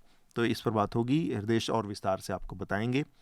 अब हम अपने अगले विषय की तरफ बढ़ते हैं। स्वाति मालीवाल, जो कि दिल्ली की महिला आयोग की अध्यक्ष हैं और राज्यसभा सदस्य हैं, उनका विवाद हुआ मुख्यमंत्री अरविंद केजरीवाल के आवास पर। उनका आरोप है कि जो उनके पर्सनल सेक्रेटरी हैं विभव कुमार, उनसे वाद विवाद हुआ, और उसके बाद उन्होंने पुलिस पीसीआर को फ़ोन लगाया वहाँ से, मुख्यमंत्री आवास से। पुलिस पीसीआर के बाद अब 2 दिन बाद फिर उन्होंने सिविल लाइन थाने में दिल्ली के एफआईआर दर्ज करवाई है। और उसमें जो आज खबर निकल कर आई हैं, वो ये खबर है कि आरोप ये है कि विभव कुमार ने उनको झापड़ मारे और साथ में धक्का देकर गिराया। ये सारी चीज़ें उसका हिस्सा हैं। ये बहुत गलत समय पर, जबकि एक बहुत छोटी सी विंडो थी कि आम आदमी पार्टी के सारे बड़े नेता जेलों में थे, कोई कैंपेन पूरी तरह से डिरेल नज़र आ रहा था, एक तरह का गफलत थी, कोई ऊपर से नेतृत्व देने वाला नहीं था। ऐसे में बड़ी मेहनत हिलुज्जत करके सुप्रीम कोर्ट ने कहा कि अच्छा आप इलेक्शन में कैंपेन करके, तो 22-23 दिनों की एक उनके पास विंडो थी। वो अचानक से इस विवाद ने उसको सैबोटाज एक तरह से। तो अरविंद केजरीवाल, आम आदमी पार्टी के इलेक्शन प्रोस्पेक्ट्स को ये कितना प्रभावित करता है, और उनके अपनी इंटरनल जो चीज़ें हैं कि एक राज्यसभा सांसद इस तरह से उनके दूसरे सहयोगी के खिलाफ एफआईआर दर्ज करता है, तो उससे क्या नुकसान होने की संभावना है? नहीं, जो एक चीज़ समझ में नहीं आ रही है वो है कि 3-4 महीने पहले एक पार्टी किसी को राज्यसभा का मेंबर बनाने के लिए चुनती है। बिल्कुल। हाँ, और इतनी एज में, और वो एकदम से वो इस ढंग से रिएक्शन करे। हाँ, मतलब इस तरह से तो उन्होंने सीधे टॉप लीडरशिप के खिलाफ हाँ, ही तो मोर्चा ये खोल एक दिया। चीज़ दर्शाता है कि ये पूरी तैयारी में है कि वो अपना वहाँ पे क्लोज कर रही है अपने आप को। मतलब केजरीवाल से दूर तो कर लिया उन्होंने। अब वो वैसे पॉलिटिक्स में कुछ भी पॉसिबल होता है, लेकिन लगता नहीं है कि अब वो सेम पेज पर आ पाएंगे। हाँ, मतलब ये खटास कम होने के तो एक और विंडो खोल देना तो ऑब्वियसली ये नुकसान तो थोड़ा बहुत करेगा। लेकिन ठीक है, इसको अभी तक आम आदमी पार्टी अच्छे ढंग से हैंडल कर रही है। Kejriwal refuse to speak on this issue, और संजय सिंह ने साइडलाइंस में इसको मैच्योरली हैंडल किया है। हाँ, मैच्योरली अभी तक हैंडल किया है। और इसमें सिंपली जो मामला ये है कि ये उनके घर में जाती हैं और वो उनको सब रोकते हैं, तो वो भी, पर अब इन्होंने पहले एफआईआर कर दी। वो उनकी तरफ से ये भी हो सकता है कि वो ट्रेसपासिंग, कि आप क्यों ज़बरदस्ती अंदर जा रहे हैं। तो मतलब कि दूसरे साइड का हमारे पास कोई वर्जन नहीं है, उनका क्या कहना है हमें नहीं पता। समझ में नहीं आ रहा, मतलब ये कुछ ना कुछ तो पीछे चल रहा है खेल। 3-4 महीने में कैसे हर चीज़ बिगड़ गई, राइट, इसका नॉलेज हमें नहीं है। स्मिता? देखिए अतुल, इसमें मैं 2-3 चीजें कहूंगी। सबसे पहले तो ये फर्क नहीं पड़ता कि टाइमिंग क्या है नहीं है। मामला अगर हुआ है और आरोप बहुत गंभीर है, तो ये इसकी हर ओर से जो है इसकी निंदा की जानी चाहिए। स्वाति मालीवाल काफी धुआंधार तरीके से जो है महिलाओं के खिलाफ जितने भी शोषण के मसले हैं, असॉल्ट के मसले हैं, उनको उठाती रही हैं एज डीसीडब्ल्यू चीफ। और राज्यसभा सांसद होने के नाते अगर, क्योंकि इस मामले की डिनायल नहीं है, देखिए असॉल्ट हुआ है, इसको एक्सेप्ट किया है खुद संजय सिंह ने, और संजय सिंह ने कहा कि असॉल्ट हुआ है। और जब भी असॉल्ट हुआ, अगर आप उन डिटेल्स को देखें, जबकि स्वाति मालीवाल ने अब एफआईआर अपनी चुप्पी तोड़ी है, एफआईआर दर्ज किया है, एम्स हॉस्पिटल में उनकी चेकअप हुई है, तो उसमें काफी डिस्टर्बिंग डिटेल्स हैं कि उनको जिस तरीके से मारा गया है, शायद उनके lower part of the body में भी उनको चोटें आई हैं। क्यों हुआ है ये पूरी तरह से हमें नहीं पता कॉन्टेक्स्ट, लेकिन अगर उनके इस इतने सीरियस असॉल्ट की हम बात कर रहे हैं कि उनके प्राइवेट पार्ट्स में भी असॉल्ट हुआ है, तो ये अपने आप में एक तो इसमें the law has to take its own course. दूसरा, अगर अरविंद केजरीवाल उस वक्त उस घर में मौजूद थे जब ये पूरा का पूरा मामला हुआ, जब ये कॉल गया स्वाति मालीवाल की तरफ से पुलिस वैन को, और उसकी भी कॉल रिकॉर्ड्स हैं, तो ये ना डिनायल आम पार्टी की तरफ से आया है, और उसके बावजूद अगर अरविंद केजरीवाल दूसरे दिन लखनऊ में विभव को अपने कॉन्वॉय में साथ लिए हुए नजर आते हैं, प्रेस कॉन्फ्रेंस में साथ लिए नजर आते हैं, तो ये निश्चित रूप से मुझे लगता है कि ये उनके बिहाफ पर भी ये इमेच्योर्ड है, ये ऐसा नहीं होना चाहिए था, क्योंकि चुप्पी can not be a strategy on this. Kejriwal ji को इस मामले पर कुछ बयान देना चाहिए था। जब आप चुप्पी रखते हैं इस तरह के मामले में तो स्पेकुलेशन और बढ़ती है। देखिए, रेखा शर्मा बढ़ चढ़कर मामले को जिस तरह से ताव दे रही है, Rekha Sharma National Commission of Women के तौर पर शी इज अ ब्लॉट, ये मुझे बोलने में कोई I don't mince my words. इतने मामले हुए हैं देश में, हाथरस हो गया, मणिपुर हो गया, विमेन रेस्टलेस का मसला हो गया, तब वो चाहे स्मृति ईरानी हो, निर्मला सीतारमण हो, रेखा शर्मा हो, वो चुप्पी साध कर बैठी रह जाती हैं। मणिपुर के मामले में तो ये था कि उनके पास शिकायत थी और उस शिकायत पर कोई कार्रवाई नहीं की गई। थोड़ा बहुत जो मैं भी जानता हूँ, थोड़ा बहुत जो मैं भी जानता हूँ कि this is not a case of assault on women. ये मतलब कि अभी से अगर हम ये भी धारणा इसमें बना लें कि ये एक असॉल्ट है वुमेन के ऊपर, वो भी गलत होगा।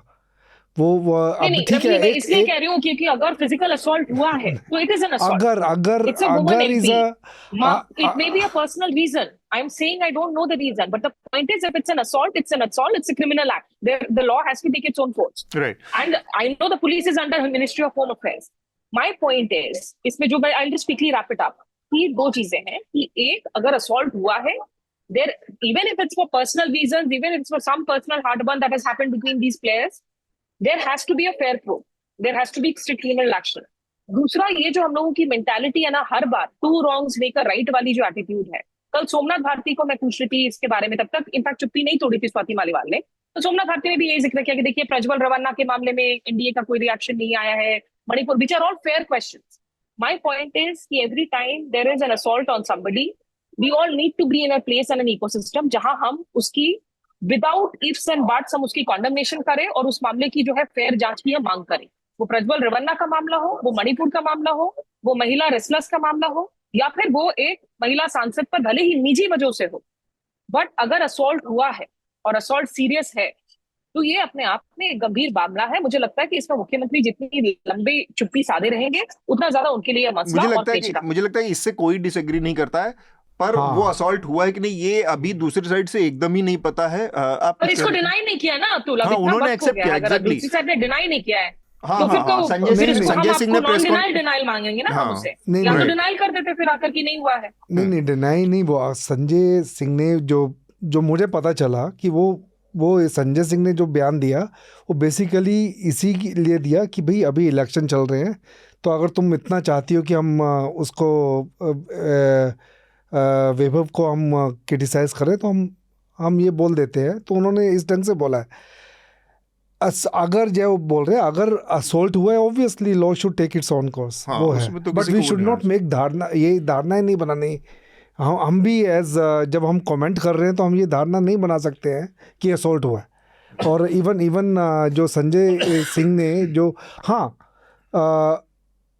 जो पैरेलल्स जो ड्रॉ करते हैं, यस, ऐसे ही स्थिति में अगर ऐसा कुछ हुआ तो ऑब्वियसली इस केस को अलग से एड्रेस करना चाहिए। और जो कर्नाटका में हुआ है उसका अलग से करेंगे, इसमें कोई दो राय नहीं है, इसमें कोई दो राय नहीं। सोहित जी, देखिए ये मामला जैसे कि कहा गया कि हमें दोनों साइड नहीं पता है, लेकिन जब अरविंद केजरीवाल से इसके बारे में पूछा जाता है लखनऊ में और वो चुप्पी साधते हैं, तो वो एक गलत संदेश जा रहा है, क्योंकि मामला जो है वो आपके पार्टी से जुड़ा हुआ है और चुनाव का समय है तो आप चुप रहेंगे, लेकिन जब मामला दूसरे पार्टी से जुड़ा हुआ होगा तब आप लगातार बातचीत करेंगे। इससे पता चलता है कि हमारे पॉलिटिशियंस भी कब अब तक इवॉल्व नहीं हो पाए हैं, खासतौर पर महिलाओं के मामले में। हम हमेशा देखते हैं कि लूज कमेंट दिया जाता है, जब तक वो दूसरी पार्टी की ओर से दिया जाता है तो हर कोई बात करेगा, जब खुद की पार्टी की ओर से दिया जाएगा तो उससे निजी बयान बता दिया जाएगा। मुख्यमंत्री को इस पर चुप्पी नहीं साधनी चाहिए थी, कल भी वो चुप रहे, फिर वहां पर जिस तरह से कहा गया संजय सिंह की ओर से कि हमने पहले ही बयान दे दिया है, ऐसा नहीं होता है। आप मुख्यमंत्री हैं, आप दिल्ली में आपकी सरकार है, और एक मुख्यमंत्री इतने बड़े मामले में चुप रहे, आप कम से कम ये कह देते कि मामले की जांच होगी। और जब तक ये मामला चल रहा है तो जिस पर आरोप है, आप मुख्यमंत्री होते हुए आप उन्हें अपने साथ लेकर जा रहे हैं, तो इससे गलत संदेश तो जरूर लोगों में जाता है। अब इसके ऊपर राजनीति होगी, रेखा शर्मा जो कुछ कहेंगी वो एक राजनीति का हिस्सा है, लेकिन एक रॉन्ग प्रेसिडेंट तभी सेट हो जाता है जब मुख्यमंत्री चुप्पी साध लेते हैं, जब पत्रकार इसके बारे में सवाल उठाते हैं। देखिए, अधिकतर बात जिस पे मुझे फोकस करना था वो स्मिता ने कही, पर मैं फिर से कह रहा हूँ, मैं यह याद दिलाना चाहूँगा कि मी टू मूवमेंट यही था। आपको अगर विक्टिम एक बात कह रही है तो आप उसे अपने परिदृश्य के हिसाब से चेंज नहीं कर सकते। अगर आप करते हैं तो आप भी हिपोक्रेट हैं। हम मजाक कर रहे थे रिकॉर्डिंग शुरू होने से पहले आइडियोलॉजी वाला, इसीलिए मुझे नफरत है, क्योंकि आइडियोलॉजी के हिसाब से लोगों का नज़रिया बदल जाता है विक्टिम को देखने का। आरोपी पक्ष क्या सफाई दे रहा है और क्या नहीं दे रहा है ये महत्व रखता ही नहीं। मामला दर्ज हुआ है 354, 509, 506, 323 में। इसका मतलब है कि कम से कम FIR होने लायक तो असॉल्ट है, और वो भी मना नहीं कर रहे हैं, वो भी चुनाव है इसीलिए नहीं मना कर रहे हैं। अगर आप इस चीज़ को पलट दीजिए, अभी कोई भाजपा का मुख्यमंत्री होता और ये खबर आती तो सब भाग दौड़ते। फिर बहुत से लोग ये सवाल नहीं करते कि सच है या झुटलाया है, फिर ये लोग आप कहते हैं महिला कह रही है, हो गई तो इसमें जाने का मतलब ही नहीं है। हम तो केस पर बात करें। मैं ये कह रहा हूँ कि चाहे स्वाति मालीवाल अरविंद केजरीवाल जी के द्वारा नियुक्त की गई थी दिल्ली महिला आयोग में, है ना, उन्हीं की पार्टी की सांसद हैं, और ये मैटर नहीं करता कि महिला कौन है। वो ये कह रही है मेरे ऊपर लात घूंसों से प्रहार हुए और मेरे ऊपर ऐसा ऐसा हुआ, और उसके आपके पास प्रूफ भी है, बिल्कुल ये साफ पता चल रहा है कि बिल्कुल कोरी मनगढ़ंत बात नहीं है। उसके बाद आपको कम से कम जांच होने तक विक्टिम की बात को मानना होगा, क्योंकि हमारे यहाँ एक बहुत लंबा इतिहास है हर समाज में कि महिला को ये सवाल पूछ पूछ के ही प्रताड़ित कर दिया जाता है, उसकी जिंदगी को दुखी बना दिया जाता है। नहीं, विक्टिम को आपको नहीं मानना होगा, पुलिस को मानना होगा, और पुलिस ने मान लिया। सुनिए, पुलिस ने मान लिया, केस दर्ज करके। नंबर 1, आप जो जंप कर रहे हैं ना, वो जंप नहीं, हम जंप नहीं, आप कंक्लूसिव लगते हैं। कंक्लूजन नहीं है, आप ये समझिए। और दूसरा, वहाँ CCTV कैमरास लगे हुए हैं, सब कुछ होगा, वहाँ तो वो बिल्कुल आएगा। मेरी बात का जो सारे मैं उस महीने बात पे आना चाह रहा हूँ कि इस समाज में मीटू मूवमेंट हमें अलग अलग नजरिए से नहीं देखना चाहिए दो मामलों को ना। ये क्या था, महिलाओं की सबसे ज्यादा शिकायत क्या थी कि हमने जब कहा तो 10 सवाल पूछ के हमें बिठा दिया गया, तरह तरह के, कि भाई ऐसा क्यों है, वैसा क्यों है, तुमने ऐसा क्यों नहीं किया, तुमने वैसा क्यों। वो चीज जो जिस व्यक्ति के ऊपर प्रताड़ना हुई है वो सवाल उससे पूछे जाने के नहीं है, वो जब जांच हो जाए तो आरोपी से पूछे जाने के हैं। अगर गलत निकलता है तो फिर पूछे जाए। I am playing devil's advocate. In normal case में, किसी भी नॉर्मल केस में आपने मेरे ऊपर आरोप लगाया, वो आरोप साबित करने की जिम्मेदारी किसकी है? वो आरोप साबित करने की जिम्मेदारी जांच एजेंसी की है, करेगी, और सामने वो आदमी जिसने आरोप लगाया वो सबूत देगा, और एजेंसी मिलके काम करेगी, ठीक है। तो ये क्रॉस क्वेश्चनिंग इस मामले में भी होगी। इसको इस तरह से नहीं देखना चाहिए कि हर मामले में आदमी केवल महिला के या जेंडर के नजरिए से प्रेजुडिस है, ऐसा नहीं है। ये पहला स्टेप है, पहले स्टेप पे ही आप विक्टिम पे सवाल उठाना शुरू करेंगे तो किसी ने नहीं कहा कि FIR नहीं होनी चाहिए या कार्रवाई नहीं होनी चाहिए। सवाल हो रहा है कि इसमें जो पॉलिटिक्स ऑलरेडी शुरू हो गई ना, उसकी बात कर रहे हैं। मैं उसको मना ही नहीं कर रहा, उसकी बात कर रहे हैं। स्क्रिप्ट कैसे रॉन्ग हो गई वो उसकी नॉलेज नहीं है। लेकिन मैंने बहुत सारे ऐसे ट्वीट और वो देखे जो कि आज ये मतलब ये भाजपा के इशारे पर ऐसा कर रही है, कितना नैरेटिव चल रहा है। वो सब तो भाजपा आप इसको करने का मतलब, I think we should not do this Bhajpa. आप यहाँ पे मैं वैसे कह रहा हूँ, बीजेपी के कहने पे एक बहुत बड़ा सेक्शन बिल्कुल पलट गया क्योंकि वो दूसरे कैंप में है, और वो इसलिए क्योंकि चुनाव चल रहे हैं। उनको ऐसे लोगों को कंडेम करना चाहिए। आप ये तो वो तो अलग ही इशू है, लेकिन यहाँ पर मतलब इस मामले को इस पॉलिटिक्स के इस नजरिए से हमें तो कम से कम नहीं देखना। आई थिंक मैंने बहुत केसेस देखे हैं अपने 30 साल के करियर में, इसमें काफी स्विफ्टली एक्शन हुआ है। हाँ, तो ठीक है, अल्टीमेटली तो अतुल देखिए, मैं याद दिलाना चाहूंगी जब मीटू के पूरे मामले हुए, MJ अकबर जब घिरे थे, सुषमा स्वराज को मैंने डोर स्टेप किया था कि जवाहरलाल नेहरू भवन में प्रेस कॉन्फ्रेंस के बाद में, वहां मैंने उनसे पूछा था कि बतौर विदेश मंत्री आपके जूनियर मिनिस्टर पे इतने चार्जेस लगे हैं, आप एक महिला मंत्री हैं, क्या कम से कम एक इंटरनल प्रोब होगी, इस मामले को गंभीरता से लिया जाएगा? उन्होंने जवाब नहीं दिया and that was a wrong strategy. Point is कि काफी बार लोगों को लगता है कि ambiguity can be a strategy, silence can be a strategy, लेकिन अगर केजरीवाल जी लखनऊ में एक प्रेस कॉन्फ्रेंस के दौरान, जिस प्रेस कॉन्फ्रेंस में विभव वही शख्स मौजूद है उनके साथ में जो उनका खासम खास भी है, जब अरविंद केजरीवाल जेल में थे तो जो 3 या 4 लोगों से वो मुलाकात की जो उनकी सूची है उसमें विभव का नाम शामिल है कि वो उनके क्लोज एड है। मैं फिर कह रही हूँ कि किस वजह से हुआ है मुझे नहीं पता, this could be a personal reason, तमाम तरीके के इस पर स्पेकुलेशन है, बट इसमें the minimum that we can say is that we have taken note and the law will take its own fair, course. बिल्कुल फेयर प्रूफ तो इस पर तो किसी को वही नहीं है, वो तो होना ही चाहिए। अब आप आरोप लगा है तो वो होनी चाहिए। उसके बाद की चीजों पर ना उसमें ये वही महीन, ये बहुत महीन मामला है और इस बात से मैं बिल्कुल अग्री करता हूं कि स्वाति मालीवाल के केस को जिस तत्परता से प्रशासन ने उठाया उसका कारण यही है कि वो राजनीतिक प्रतिद्वंदी है, इसमें कोई दो राय नहीं है, उसमें तो स्विफ्टली हुआ, इसी वजह से हुआ। तो मेरे ख्याल से ये समय भी हमारा पूरा हो गया है। काफ़ी विषयों पर आज हमने बातचीत भी कर ली। आखिरी वक्त में रिकमेंडेशन की प्रक्रिया पूरी करेंगे। सबसे पहले मैं चाहूँगा स्मिता आप रिकमेंड करें। गार्डियन में एक प्रोफाइल आई है, बहुत डिटेल प्रोफाइल है अमित शाह जी पर, which says that he writes to scaring people, how Modi's right-hand man runs India.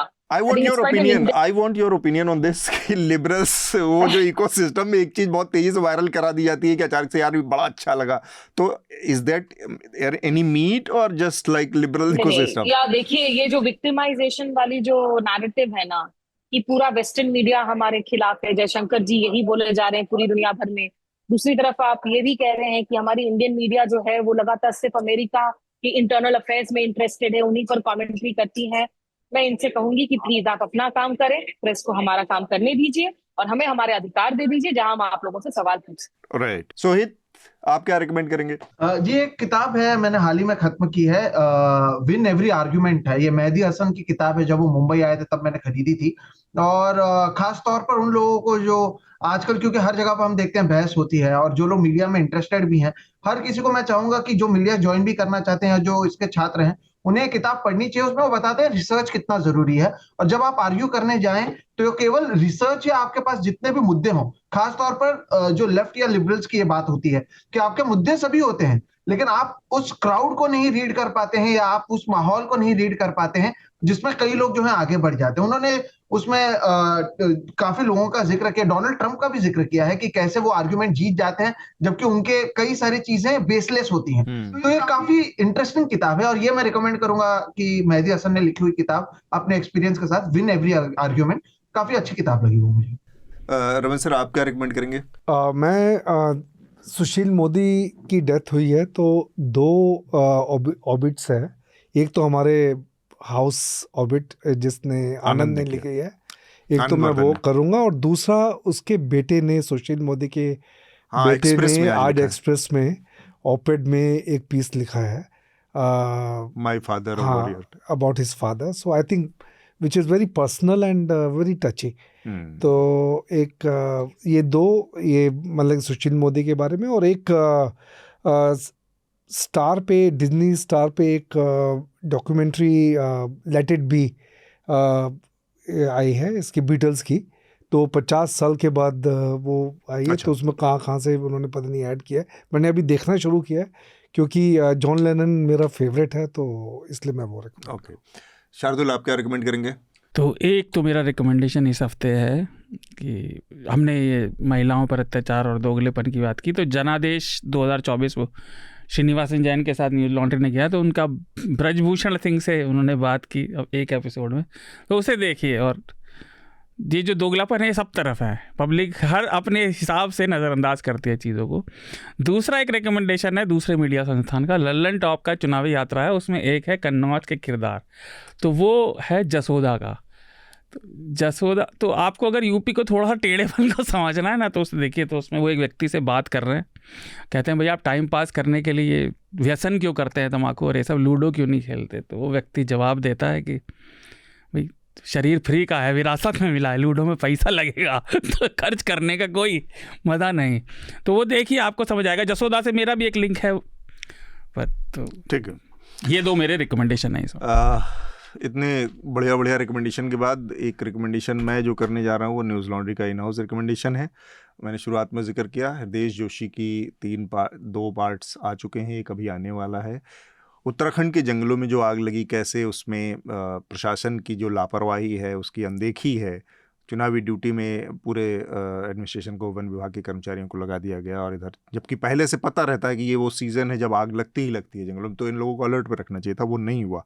इस स्टोरी के बाद फिर उसके आगे क्या हुआ, और सुप्रीम कोर्ट में अब मामला गया, उसने कॉग्निजेंस लिया है इस पूरे मामले का, तो ये स्टोरी आप देखें। इसके साथ ही हम आज की चर्चा को यहाँ पर रोकेंगे। हमारे साथ इस चर्चा में शामिल होने के लिए सोहित, स्मिता, रमन सर और शार्दुल, आप सब लोगों का बहुत बहुत शुक्रिया। थैंक यू, धन्यवाद। आपको उन मीडिया संस्थानों को समर्थन देना होगा जो सरकारी विज्ञापनों पर निर्भर नहीं है। न्यूज लॉन्ड्री ऐसा ही मीडिया प्लेटफॉर्म है। हम किसी से विज्ञापन नहीं लेते। न्यूज लॉन्ड्री को सब्सक्राइब करने के लिए newslaundry.com/subscription पर जाएं और अपने मन मुताबिक राशि चुनें। न्यूज लॉन्ड्री को सब्सक्राइब करें और गर्व से कहें, मेरे खर्च पर आजाद हैं खबरें।